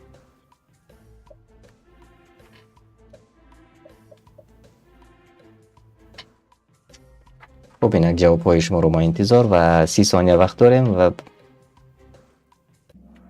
چت خاموش است. و 16 نفر بله جوابی درست گفتید. بله روزه است. در زیر چت باشد. قرآن کریم جوابی درست گفتید. مظفر رحیموف جوابی درست گفتید. و اینجا 1 نفر گفتند که نیکی به والدان. الله تعالی می فرماید هر عملی فرزند آدم برای خودی است غیر روزه. یعنی روزه برای الله است. دیگر عبادت ها برای خود انسان است. بجز روزه. یعنی غیر از روزه. چون انسان نفس خود را نگاه می دارد. از شهوت خودش را نگاه می دارد. و همین عبادت برای الله است. و در دوام برنامه انشاءالله باز بعضی جوابهای دیگر نیست انشاءالله پیدا خواهد کرد. بیایید ببینیم که به پیش گذشت جوابهای درست را من گفتم. در مظفر رحیموف جوابی درست گفتند. محمد جوابی درست گفتید. حکیم دولت جوابهای درست گفتید. خیلی خوب. عمر، ابراهیم، علی، حضرت، سید علی، آنهایی که به پیش برآمدند، تبریک میکنم شما را. و سوالی 4 بوی دهان روزدار در نزد الله از چی بهتر است؟ از خرماها، از عطر فرانسوی، از گل صدبرگ، از مشک نکوتر است. کدامش درست است؟ این از حدیث است. بوی دهان روزدار در نزد الله از چی بهتر است؟ جواب های شما. اسمت الله حاجیمتوف جوابی درست گفتید. محمد سعید عبدالله جوابی درست گفتید. خب کولاب جوابی درست گفتید. قدرت الله حسنوف جوابی درست گفتید. ستار سمع جوابی درست گفتید. مظفر رحیموف جوابی درست گفتید. و 19 نفر در داخلی برنامه ما نیز جوابهای درست گفتند. و 2 نفر همگی گفتند که خرمایو و 1 نفر گلی صدبرگ را انتخاب کردند. و واقعا بعضی جوابهایی که ما تبسم هم میکنیم در واقع خوب است. هم یک علم میگیریم و هم باز با خوشنودی و خرسندی یک شام خودمان را، شام پیش از استراحتی خودمان را میگذرانیم. واقعا بیاید باز برمیگردیم انشاءالله با گفته ها. ببینیم که به پیش گذشت. چون پیشتر عمر در جای اول، ابراهیم، حضرت علی و سید علی آنهایی که در جایهای نمایان و نورعلی نیست به 4 زینه بالا بر آمدند. خیلی خوب. марҳамат лайк монед, марҳамат ба дигарон фиристед ва агар шумо шабакаҳои ютубӣ аз 1000 нафар зиёд дошта бошед, метавонед дар сообществои худатон тақсим кунед ё поделиться кунед дар имову ватсапу метавонед поделиться кунед навори моро, то ки дигарон низ як маълумоти хуби нав барои худашон пайдо кунанд. аллоҳ шумо розӣ бошад ва подоши нек бароятон ато кунад. мегузарем ба саволи 5. мувофиқи ҳадиси бухорӣ рӯзадор чанд шодӣ дорад? 78, 322, 2 надорад. кадомаш дуруст аст? мувофиқи ҳадис рӯзадор чанд шодӣ дорад? ҷавобҳои шуморо ман интизор ҳастам. чати мо хомӯш аст. салмони форс ҷавоби дуруст гуфтанд. исматулло ҷавоби дуруст гуфтед. меҳрубон ҷавоби дуруст гуфтед. ватан теҷе ҷавоби дуруст гуфтед. қуръони карим ҷавоби дуруст гуфтед. хеле хуб. ва дар дохили барномаи мо низ 19 нафар ҷавобҳои дуруст гуфтед. хеле хуб. музаффар раҳимов ҷавоби дуруст гуфтед. бале, ду рӯзи шодӣ дорад рӯзадор. шарҳаш дертар мешавад, иншаллоҳ интизор бошед. биёед бубинем ки ба пеш гузашт ва бори дигар такрор мекунам. мувофиқи ҳадиси бухорӣ рӯзадор 2 шодӣ дорад. мебинем ки ба пеш баромад. чун пештара умар, иброҳим, саидалӣ, алӣ, абду ва хуб боз умари дигар низ 3 зина боло баромаданд. иншаллоҳ кӯшишҳо кунед шумо низ ба зинаҳои боло мебароед иншаллоҳ. саволи 6. ду шодии рӯзадор кадом аст? таровеҳ ва ифтор, ифтор ва мулоқоти парвардигораш, ифтор ва дидори фарзанд, вақти носкашӣ баъди ифтор. ду шодии рӯзадор кадом аст?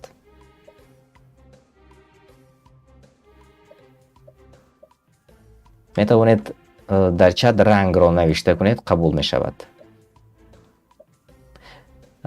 қуръони карим ҷавоби дуруст гуфтед. бале. ва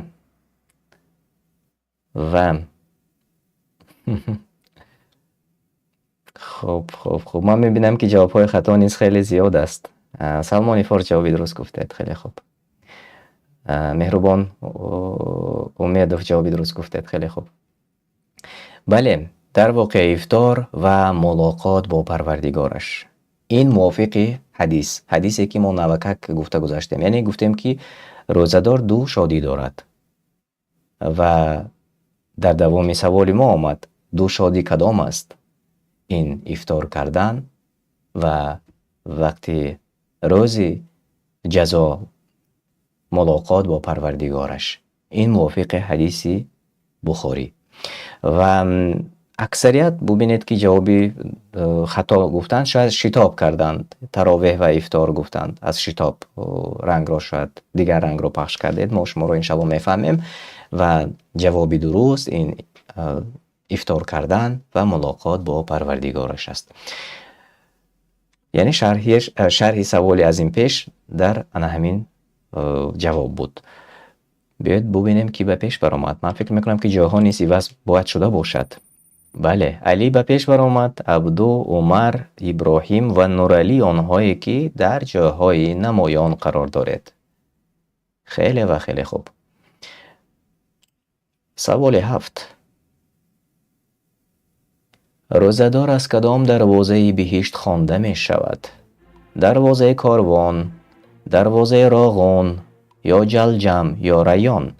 аз кадом дарвоза рӯзадор ба биҳишт хонда мешавад, даъват карда мешавад? ҷавоби дурустро ман мебинам. дар чати мо аллакай омад ҷавоби дуруст. бале, колоб салмон форс ҷавоби дуруст гуфтед. қуръони карим ҷавоби дуруст гуфтед. исматулло ҷавоби дуруст гуфтед. абу умар ҷавоби дуруст гуфтед. хеле хуб. қариб ҳама ҷавоби дуруст гуфтанд. бале. ватан теҷе ҷалҷам гуфтанд. шояд бозори ҷалҷам бошад. не албатта. бале, ҷавоби дуруст райён аст. рӯзадор аз дарвозаи райён در بهشت از دروازه ریان خوانده می شود و اکثریت قریب همه جوابی درست گفتند و همگی کمها کمترین ها یک نفرها کاروان گفتند و جلجم گفتند و راغون گفتند ولی اکثریت همه جوابی درست گفتید. الله کند که علم و دانش ما و شما باز هم زیاد گردد و صفی چنین جوابهای درست میگفته ها زیادتر شود انشاءالله. بله خیستیورز نیز جوابی درست گفتند. مظفر رحیموف جوابی درست گفتید و بیایید ببینیم کی به پیش برآمد. علی، عبدو، عمر، ابراهیم، نورعلی آنهایی که در جایهای نمایان هستند و نورعلی پی هم به 7 سوال ما جوابی درست گفتید. خیلی خوب. و سوال 8. کسی که رمضان را از روی ایمان و اخلاص روزه گیرد گناه آینده اش بخشیده می شود، گناه گذشته اش بخشیده می شود، دیگر گناه نمی کند چنین نیست. کسی که رمضان را از روی ایمان و اخلاص روزه گیرد. دوامش کدامش درست است؟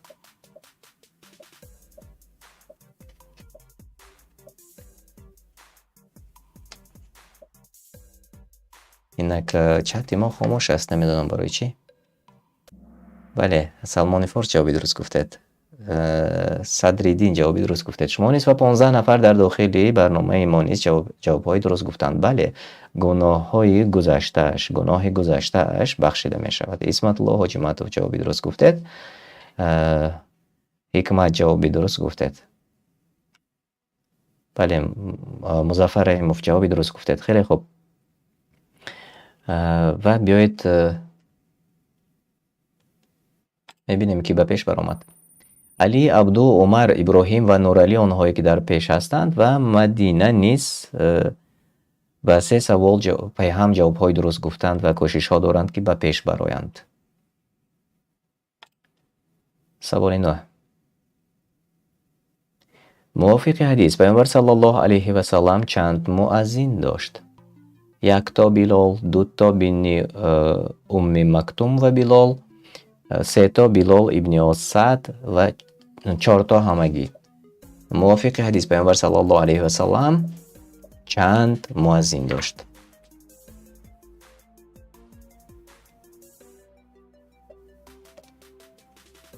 خب اسمت الله جوابی درست گفتید. خب نسیم جوابی درست گفتید. خیلی خوب. ستار سما جوابی درست گفتید و در داخل برنامه ما 4 نفر جوابی درست گفتند. 2 تا بن مکتوم و بلال. همین جوابی درست بود و بیایید کمی تقویت میبخشیم به همین گفته هامون چون اکثریت جوابهای خطا گفتند. به همین خاطر من اون حدیث رو برای شما انشاءالله میخونم. حدیث زیر رقم 1231 از ابن عمر رضی الله عنه روایت شده که گفت رسول الله صلی الله علیه و سلم 2 مؤذن داشت، بلال و ابن مکتوم. و رسول الله صلی الله علیه و سلم فرمود چون بلال به شب اذان میدهد بخورید و بنوشید تا اینکه ابن مکتوم اذان دهد. گفت و در بین آنها فاصله چندانی نبود مگر اینکه یکی فرود آید و دیگری بالا رود. یعنی این سوال اگر اهمیت داده باشد امروز در برنامه ما نیز شده گذشت که دهان را باید محکم کنیم در رمضان و از روایت مذکور، از روایتی که پایان ما گفته گذاشتیم معلوم می شود که بین 2 اذان، یعنی که وقتی که ابن مکتوم اذان گفت تا از بالا می فراید و بلال بالا می براید اذان می گوید، یعنی ان همین وقت است. با یک بار ما هم فهمیدیم که 2 مؤذن بود است و همچنین باز به 1 سوال دیگر نیز جواب گفتیم. و بیایید اکنون میبینیم کی به پیش برآمد. عمر، ابراهیم، علی، عبدو و بخاری آنهایی که در جاهای نمایان قرار دارد.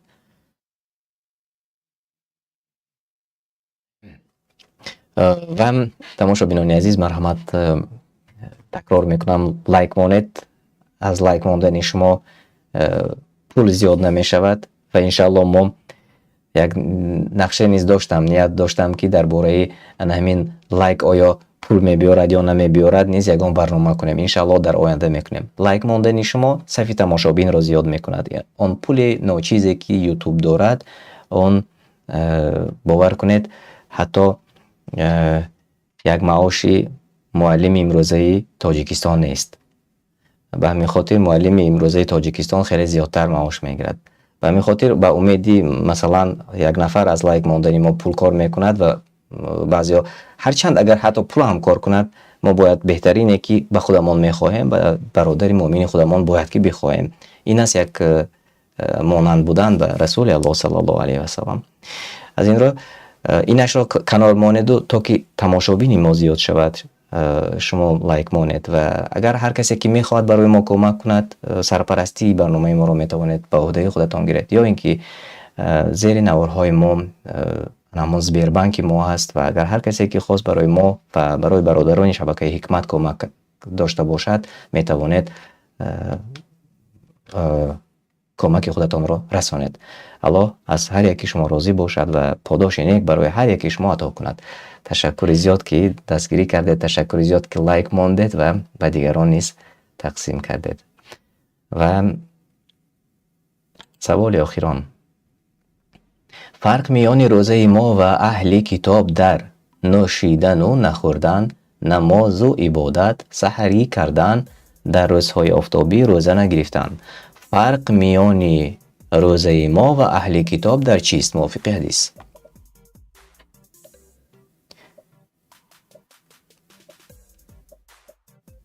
ҷавобҳои шумо. инак мебинам ки дар чати мо хомӯш аст ва ҷавобҳои дуруст якта омад. Кӯлоб аз Кӯлоб ҷавоби дуруст гуфтед ва агар се ҳамон кабудро дар назар дошта бошед, Қуръони Карим, ҷавоби дуруст гуфтед. бале, хеле хуб. ва ҳикмат низ ҷавоби дуруст гуфтед. бале, фарқ миёни рӯзаи мо ва аҳли китоб дар саҳарӣ кардан аст. ва чун мебинем ки инҷо аксарият ҷавобҳои хато гуфтанд, ман ба ҳамин хотир боз шарҳ мекунам, чун маълумоти боз зиёдтар дошта бошем. ҳадиси 1232 аз китоби Боғи Накӯкорон аз Амр ибни Ос, аллоҳ аз вай розӣ бошад, ривоят шуда ки расули аллоҳ саллаллоҳу алайҳи васалам фармуд: миёни рӯзаи мо ва рӯзаи аҳли китоб саҳарӣ кардан аст. ва ин аст далели гуфтаҳои мо, яъне аҳли китоб саҳарӣ намекарданд ва яъне ба саҳарӣ кардан, чун бародари мо низ Абдусамад дар барномаи қаблӣ дар саволу ҷавоб гуфта гузашт ки беҳтар мешавад, яъне суннат он мешавад ки мо бояд саҳарӣ кунем ё бо хурмо ё ҳадди ақал бо нӯшидани обе. барои ҳамин аксарият рӯза медоранд, шаб ният мекунанд, хоб мераванду саҳар бедор намешаванд. ва мувофиқи гуфтаҳои уламо, чуноне ки гуфта гузаштанд, албатта рӯзаи онҳо қабул аст, аммо суннат иҷро намешавад. ба ҳамин хотир агар ҳар касе ки дӯстдори суннати расули аллоҳ саллаллоҳу алайҳи васалам бошад, ҳатман ки саҳариҳо саҳарӣ кардан ин суннат аст ва ҳатман ки бедор шаванд саҳарӣ кунанд. ва қисмати беҳтарини барномаи мо омада расид ва биёед мебинем ки ба пеш баромад. ҷойи се: Али, ман шуморо табрик мекунам. Али. ҷойи ду: Иброҳим, табрик мекунам. ва ҷойи аввал: ҷойи беҳтарин аз они Умар. табрик мекунам Умар шуморо. хеле хуб. ва Абдуву Бухорӣ низ кӯшишҳои зиёд карданд ва дар ҷойҳои намоён буданд. табрик мекунам ҳар яки шуморо, онҳое ки иштирок кардед. хеле хуб. ва талоши хуб буд аз ҷониби шумо, тамошобинони азиз. ва биёед ман хуб, мо ин лаҳза қисмати дигари барномаро омода мекунем. барнома тамом нашуд, кӯшишҳо кунед, тайёр бошед ва қисмати дигари барномаи мо низ роҷеъ ба рамазон хоҳад шуд иншааллоҳ. ва ман ин лаҳза кодро омода мекунам ва кодро барои шумо равон мекунам, то ки шумо дохил ба барномаи мо шавед. бисмиллаҳ. қисмати дигари барномаи мо ва геймпин 363 07 19 навишта кунед. 363 07 19 навишта кунед. Музаффар Раҳимов савол додан чӣ хел дохил шавам? Ман мефаҳмонам ин лаҳза ҳозир ман кодро навишта мекунам ва ба шумо боз як бори дигар мефаҳмонам тарзи даромаданро. хоб бародари сарпарасти мо антимунофиқ низ пурсиданд ки чӣ гуна дохил шавем. Аллакай хеле нафарон дохил шуданд. 363 07 19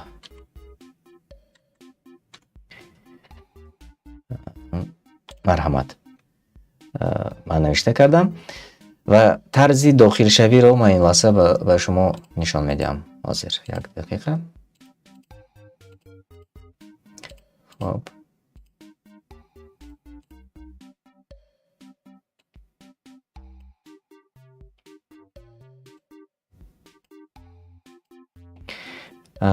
бубинед, махсус барои ду сарпарасти барномаи мо Музаффар Раҳимов ва антимунофиқ ман мефаҳмонам ин лаҳза тарзи воридшавиро. дар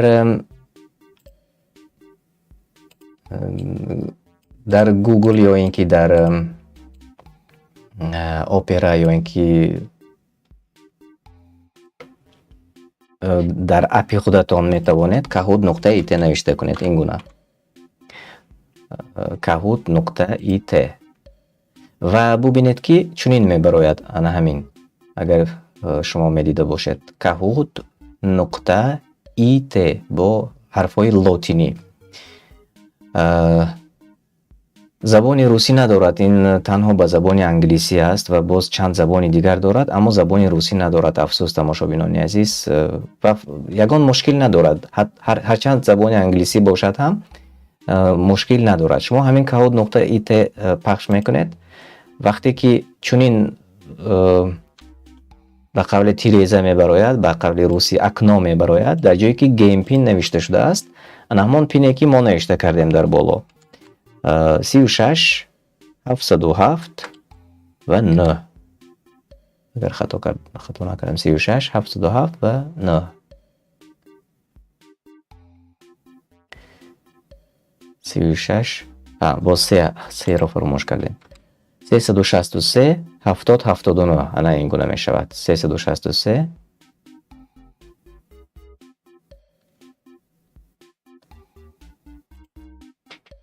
363 07 19.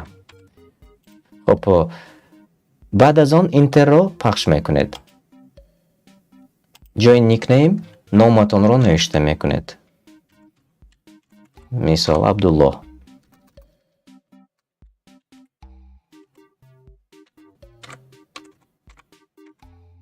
марҳамат.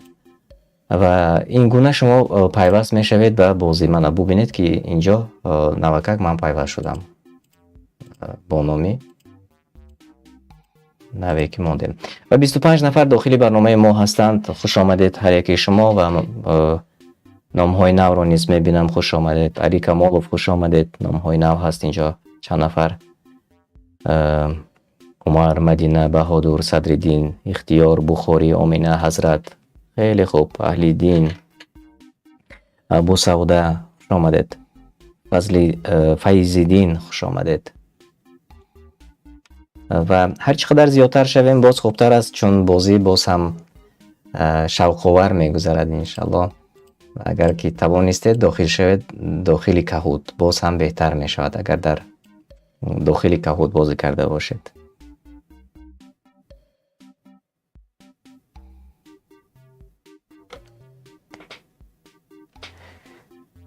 ва онҳое ки навакак пайваст шудед, ҳатман зери навор лайк монед ва ба дигарон тақсим кунед.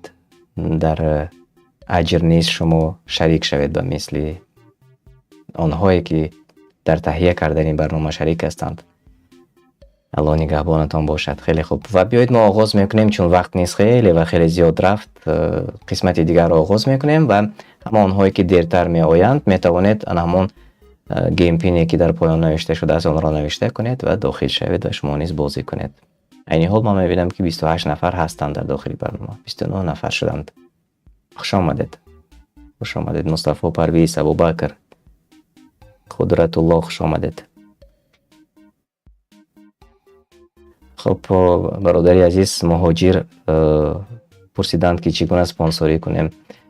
می توانید در خودی یوتیوب آنجا سرپرستی است آن را انتخاب کنید و اگر نه اگر خواهید که باز زیادتر کمک شما به ما رسد سبربانک ما نوشته شده است چون از یوتیوب خیلی از اون چیزی که شما با ما چون سرپرست روان میکنید قسمت زیادش را میگیرد تقریبا 30-40% از آن میرود و کمترین الله علم 30% میآید تا با ما یا نه نامعلوم است و همین خاطر اگر که بهتر می شود که هر ماه اگر در زیر نوارهای ما سبربانک نوشته شده است به نهمان مبلغتان را گذرانید و حصه خودتان را گذارید در آماده کردن ترجمه آیات‌های قرآن انشاءالله چون ما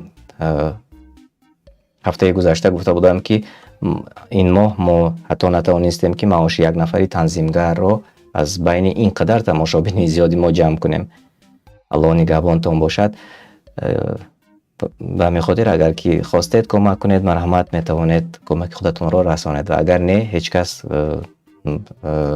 مجبور نمی کند یعنی این خواهش است اگر خواسته باشید و نیتی که علاقه شما کردید الله پاداش نیک دهد به اون نیتی که شما خواستید برای ما کمک کنید برادر عزیز.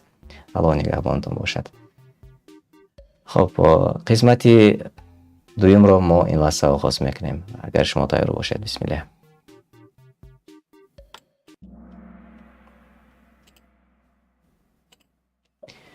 سوال اول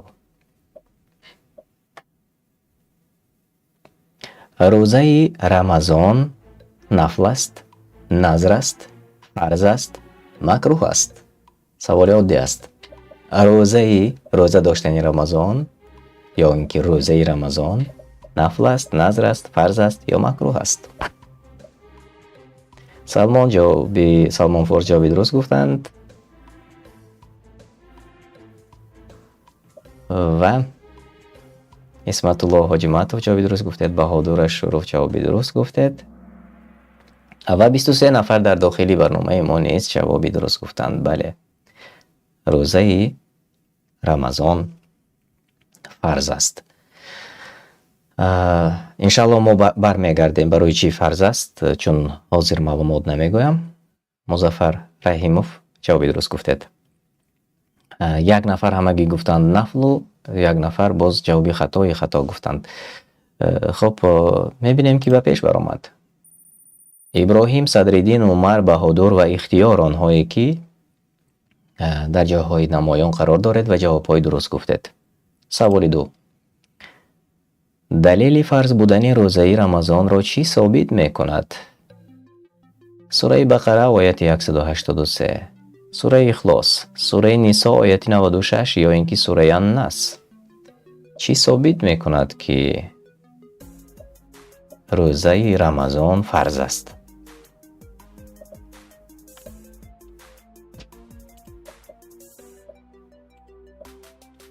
جواب های شما رو من انتظار هستم.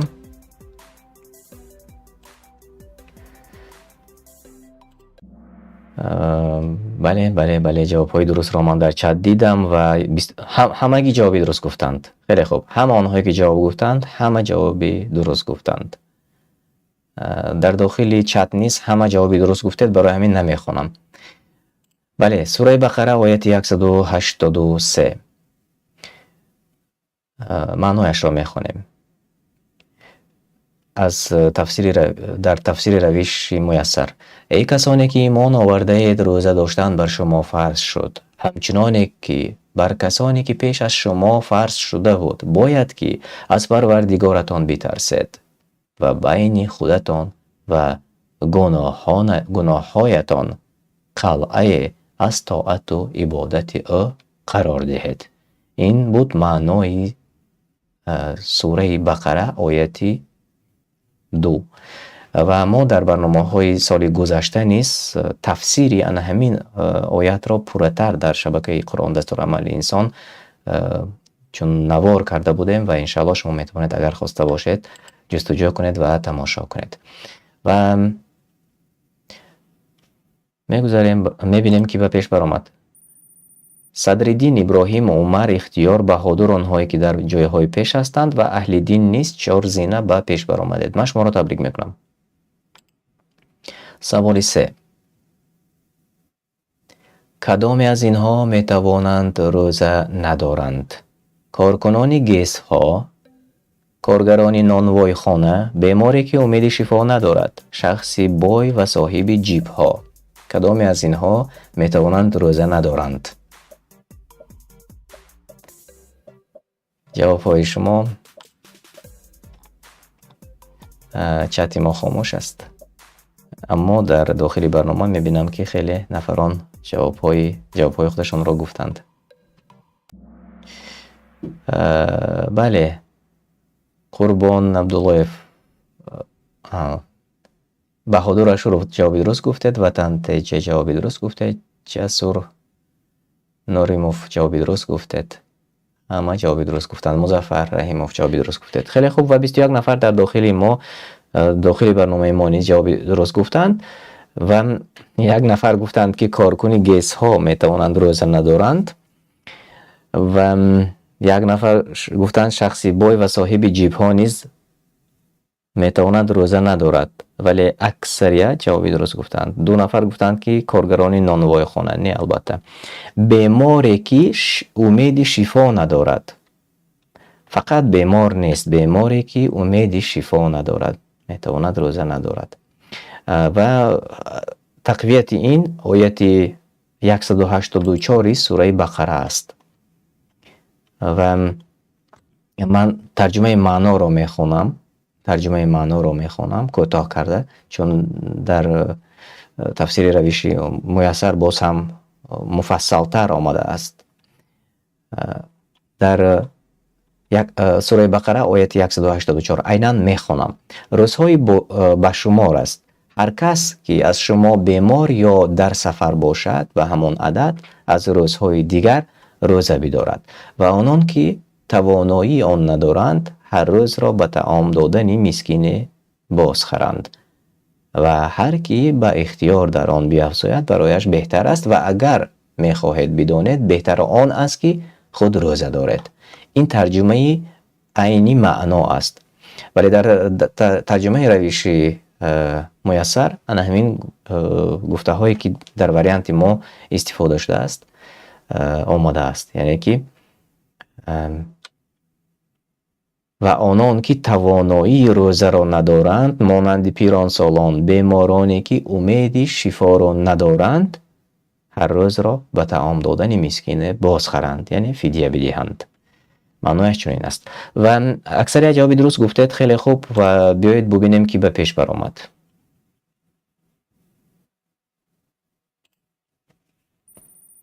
صدرالدین ابراهیم اختیار بهادر و عمر آنهایی که در جایهای نمایان و نورعلی نیز 4 زینه به بالا برآمدید.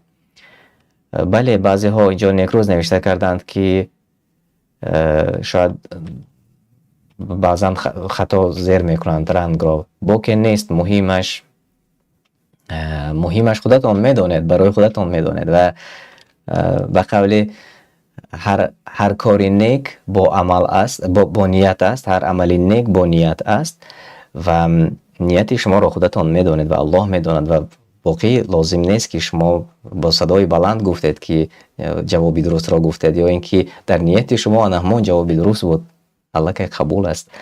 چون اگر خطا نکنم قبلا در برنامه‌های گذشته ما گذاشته بودیم که بعضا نیت را بلند میخوانند و بعضی دیگر نیت را در دلشان میکنند، یعنی جای نیت خود قلب انسان است و باقی نیست که به زبان میگوید یا اینکه پست نوشته میکنید، فرق ندارد. انشاءالله خیر است. بیایید ببینیم که به پیش برآمد. همبستری زن و شوی در شب‌های رمضان ممکن است؟ وریانت ها قطعا من است، فقط روزانه ممکن؟ بله ممکن است. 30 روز پرهیز باید کرد. همبستری زن و شوی در شب‌های رمضان ممکن است؟ موافقی آید؟ و خب جوابهای شما رو ما قبول میکنم. وطن تجه جوابی درست گفتید. بله. سلمان فورس جوابی درست گفتید. حمزه رجبوف جوابی درست گفتید. و 17 نفر در داخلی برنامه ما نیز جوابی درست گفتند. بله همگی کمترین ها گفتند که قطعاً من است. شاید اونها نیز شتاب کردند، سراسیمه شدند. اینجا ما گفتیم که همبستری زن و شوی در شب‌های رمضان، یعنی شب‌های رمضان ممکن است یا نه. و تقویت بخشنده ان همین گفته های ما آیت 187 سوره بقره.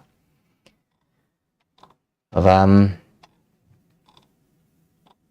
بیایید این را نیز کوتاهش را میخوانیم، ترجمه معنا را، چون در سوره بقره آیت 187 چنین آمده است: همبستری با زنانتان در شب ماه روزه بر شما حلال شد.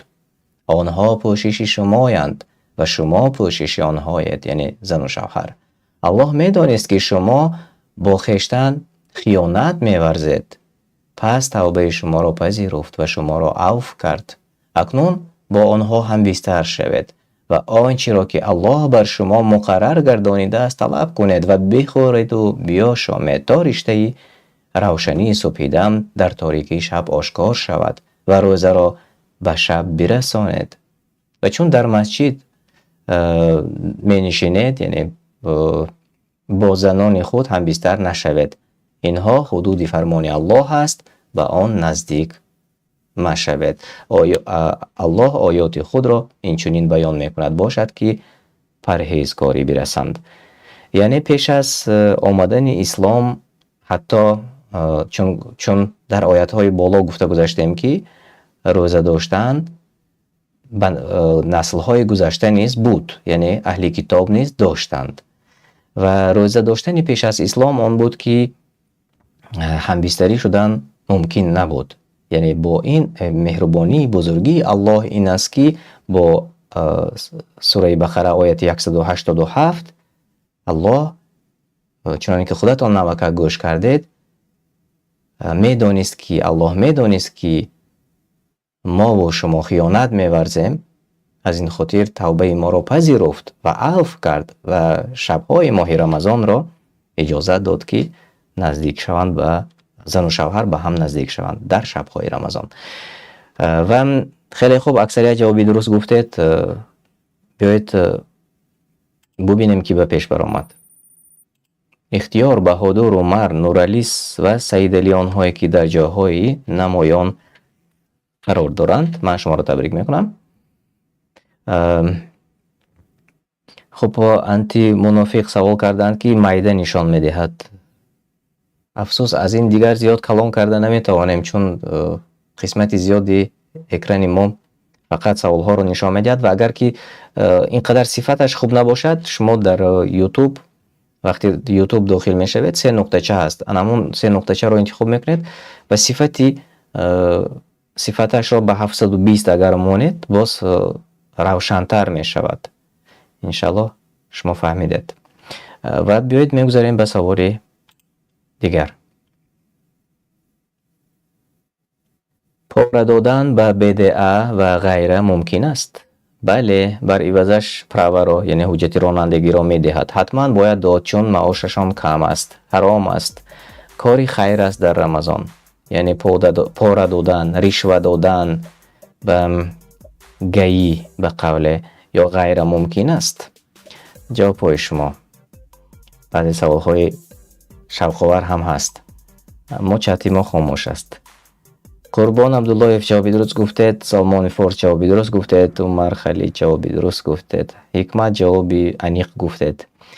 بله. و عمر جوابی درست گفتید. مظفر رحیموف جوابی درست گفتید و 20 نفر در داخل برنامه ما جواب های درست گفتند. ҳамагӣ як нафар гуфтанд ки бар ивазаш праваро медиҳад, аммо ҳаром аст. Ва 3 нафар гуфтанд кори хайр аст дар рамазон. аллоҳ пок аст. ҳаром аст. яъне ришва додан, пора додан ба касе набошад, на танҳо ба гаӣ ё беда, ба касе набошад. ришваву пора додан ҳаром будааст. ва далели он сураи Бақара ояти 188. ва воқеан чунин аст, тамошобинони азиз. ва биёед қувват мебахшем гуфтаҳои худамонро. ман айнан мехонам.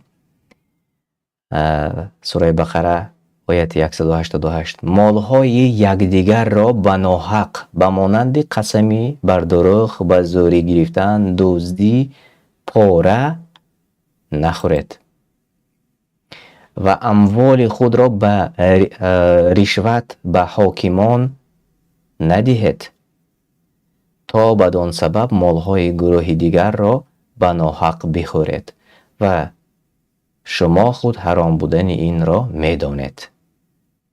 яъне дигар қувват бахшида шуд ва агар намедонистем, дигар баъд аз ин барнома донистем ки пора додан, ришва додан, ҳар чизе ки набошад, ин ҳаром аст. чун далелаш бо ояти Қуръон аст ва ман навакак ба шумо хондам ва ин тафсир аз тафсири Бағавӣ буд ва китоби аввал саҳифаи 210. ва хуб антимунофиқ 720 карданд. аллоҳ ба шумо низ ҷазои хайр ато кунад. хеле хуб. ки ба пеш баромад?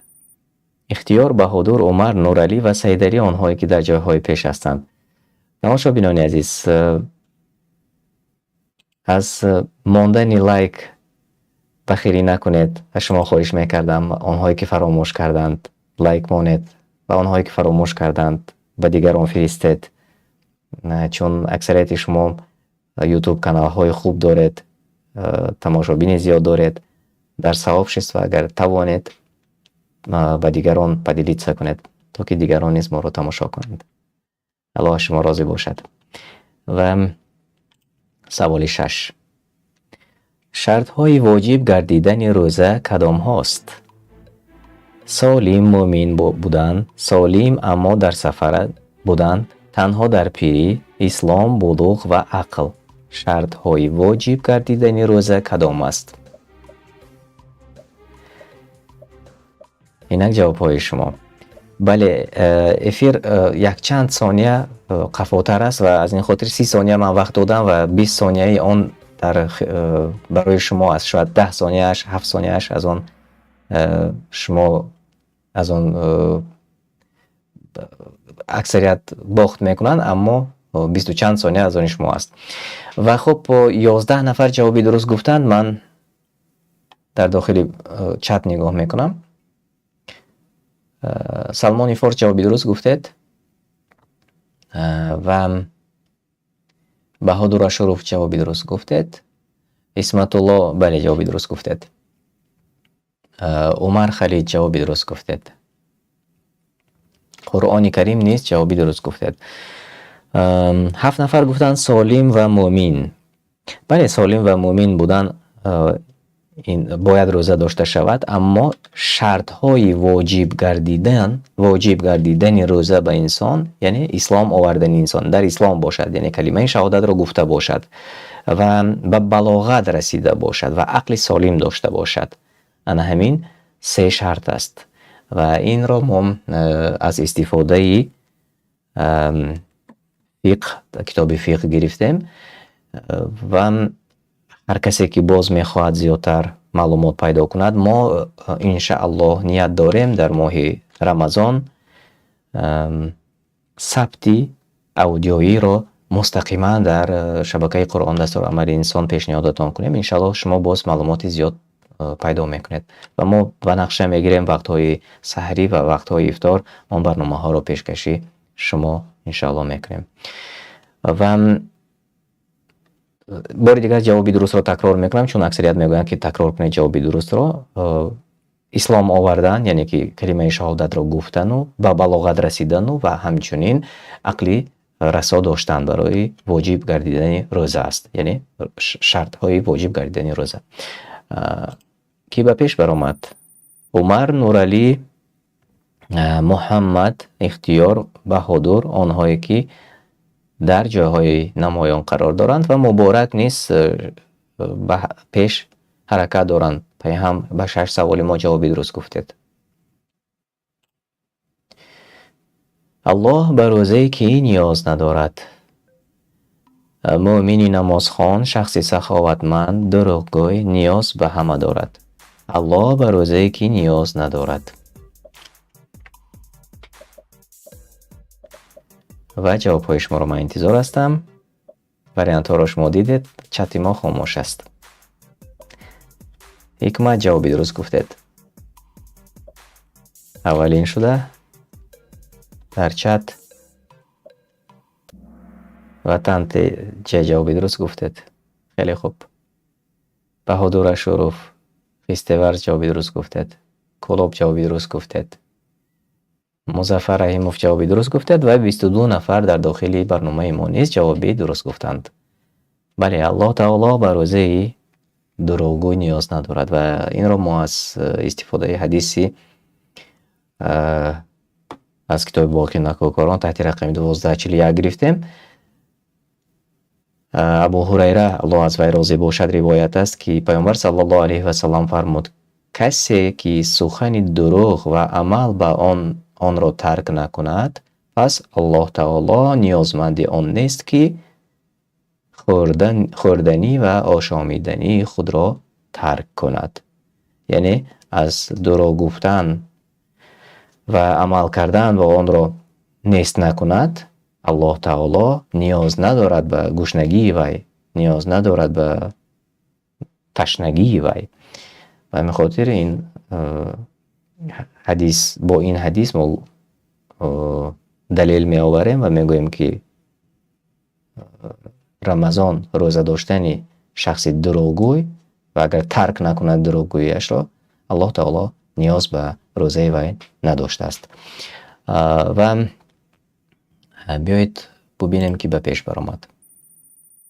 Умар, Нуралӣ, Муҳаммад, Ихтиёр ва Баҳодур онҳое ки дар ҷойҳои намоён қарор доред.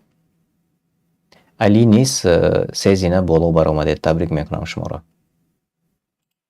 Саволи 8.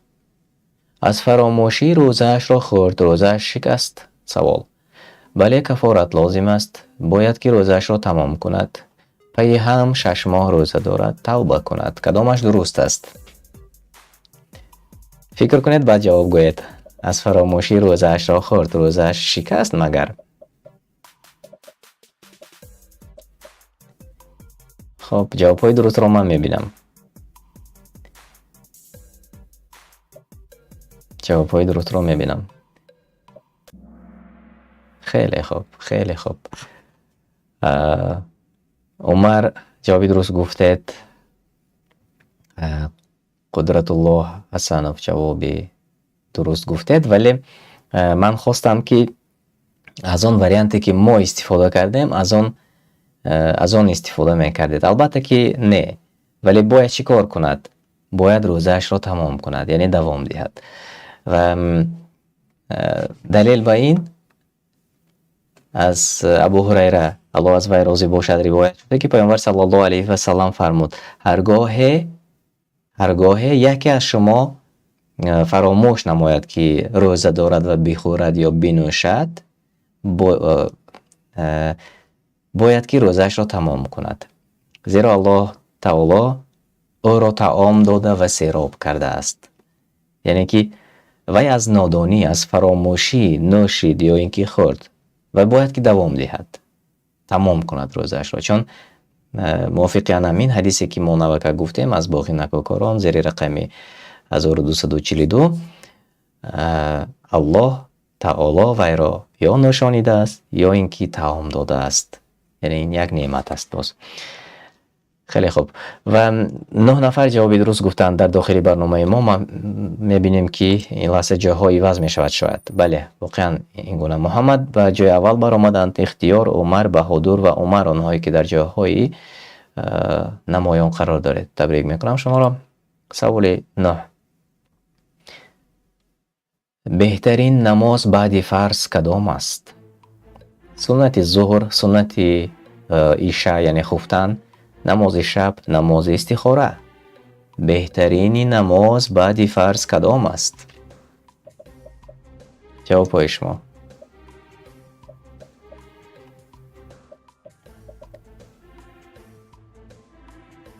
خب چت ما خاموش است. خیسته ورز. بله جوابتان درست است. جسور ناریموف جوابتان درست است. سلمان فارس جوابتان درست است. نیکروز جوابتان درست است. قربان عبداللهیف جوابتان درست است. بله 16 نفر در داخل برنامه ما جوابی درست گفتند. نماز شب. و این نیست از ابو هریره الله از وی راضی باشد روایت شده است که رسول الله صلی الله علیه و سلم فرمودند بهترین روزه بعد از رمضان ماه محرم الله است و بهترین نماز بعد از فریضه یعنی بعد از فرض نماز شب است. و اینجا باز بهترین روزه بعد از رمضان نیز بوده است و آن ماه محرم است. خیلی خوب. و کمترین ها جواب خطا گفتند، اکثریت جواب های درست گفتید. در جای اول محمد، عمر، اختیار، بهادر، صدرالدین آنهایی که در جایهای نمایان و امی نیز 3 زینه بالا برآمدید. و سوال آخر.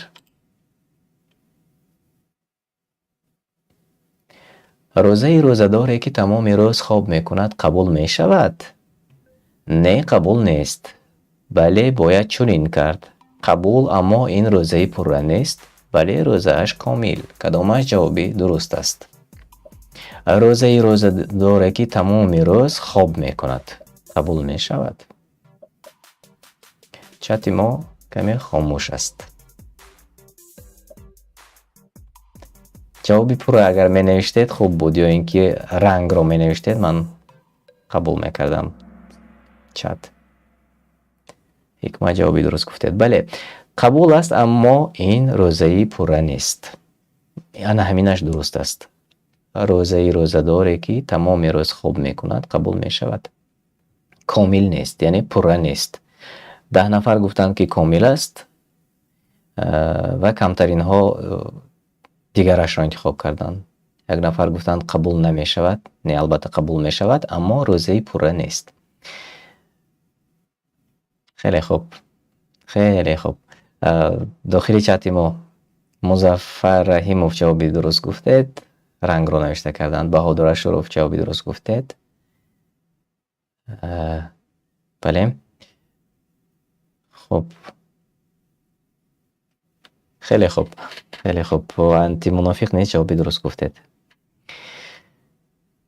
و بیایید ببینیم کی به پیش برآمد. قسمت خوبی برنامه ما اینجا است. جای 3 عمر تبریک میکنم شما را. جای 2 بخاری. یک بار بخاری به بالا برآمدند. و جای اول محمد صمیمانه تبریک میکنم شما را. و بیایید اختیار و مصعب نیست. ببینید در آخر جای چگونه عوض شد. تبریک میکنم. تبریک میکنم. خیلی خوب و خیلی رقابتی خوب بود و هر یکی ما توانستیم در آن رقابتی خوب اشتراک کنیم و باز یک چیزی نوی را برای خودمون آموزیم. الله از هر یکی شما راضی باشد. الله از هر یکی شما راضی باشد چون توانستید وقتی خودتان را دریغ نداشته در برنامه ما اشتراک کنید. و انشالله ما کوشش میکنیم که باز هفته دیگر روز شنبه برنامه را آماده کنیم و پیشکشی شما کنیم. و انشالله هفته دیگر روز شنبه شاید рамазон фаро мерасад ва мебинем ки чӣ гуна ва бо чӣ гунагӣ барномаро мо идома медиҳем. иншаалло ки барномаҳои дигар мо ба нақша дорем ва он барномаҳои дигар пешкаши шумо хоҳад шуд иншаалло. ва ҳар кас агар хоста бошад, тамошобинони азиз, ва агар хоста бошед ки барои дастгирии барномаҳои мо ва алал хусус мо тарҷумаи маънои қуръонро ба забони тоҷикӣ бо шеваи худамон ба нақша гирифтем ки тамом кунем ва худи ман ҳамашро намекунам, чун баъзе бародарон дар танзими навор барои ман кӯмак мекунанд ва он бародарон аксариятшон дар Русия қарор доранд. ва агар шумо хоста бошед ва тавони онро дошта бошед, ҳар чӣ қадаре ки метавонед дар ин амал барои мо ва ҳамчунин барои худатон кӯмак кунед, чун мо аксар вақт дар бораи тиҷорати ин дунё фикр мекунем, аммо бо Аллоҳ тиҷорат карданро гоҳе фаромӯш мекунем. ва алал хусус дар моҳи шарифи рамазон садақа кардан ва ё мискинеро ташнагиашро шикастану таом додан савоби бениҳоят зиёд дорад ки дар дигар моҳҳо ин гуна нест. аз ин хотир ба мискине кӯмак кунед ва иншаалло ҳар чӣ қадаре ки метавонед ба ниёзманд ниёзашро, ҳоҷаташро иншаалло ки бароварда кунед ва аҷрашро аз Аллоҳ субҳанаҳу ва таоло иншаалло ки мегиред. ва чун ин тиҷорат бо Аллоҳ аст ва он тиҷоратҳои дунёӣ ҳамаш як рӯз не як рӯз мегузараду меравад. аллоҳ аз ҳар яки шумо розӣ бошад ва дар ниҳоят боз як навори кӯтоҳи дигар иншаалло ман барои шумо пешниҳод мекунам. шумо метавонед ҳамроҳи шабакаи Қуръон дастурамали инсон бошед то вохӯриҳои дигар. хонобод ва сарбаланд бошед. ассалому алайкум ва раҳматуллоҳи ва баракатуҳ.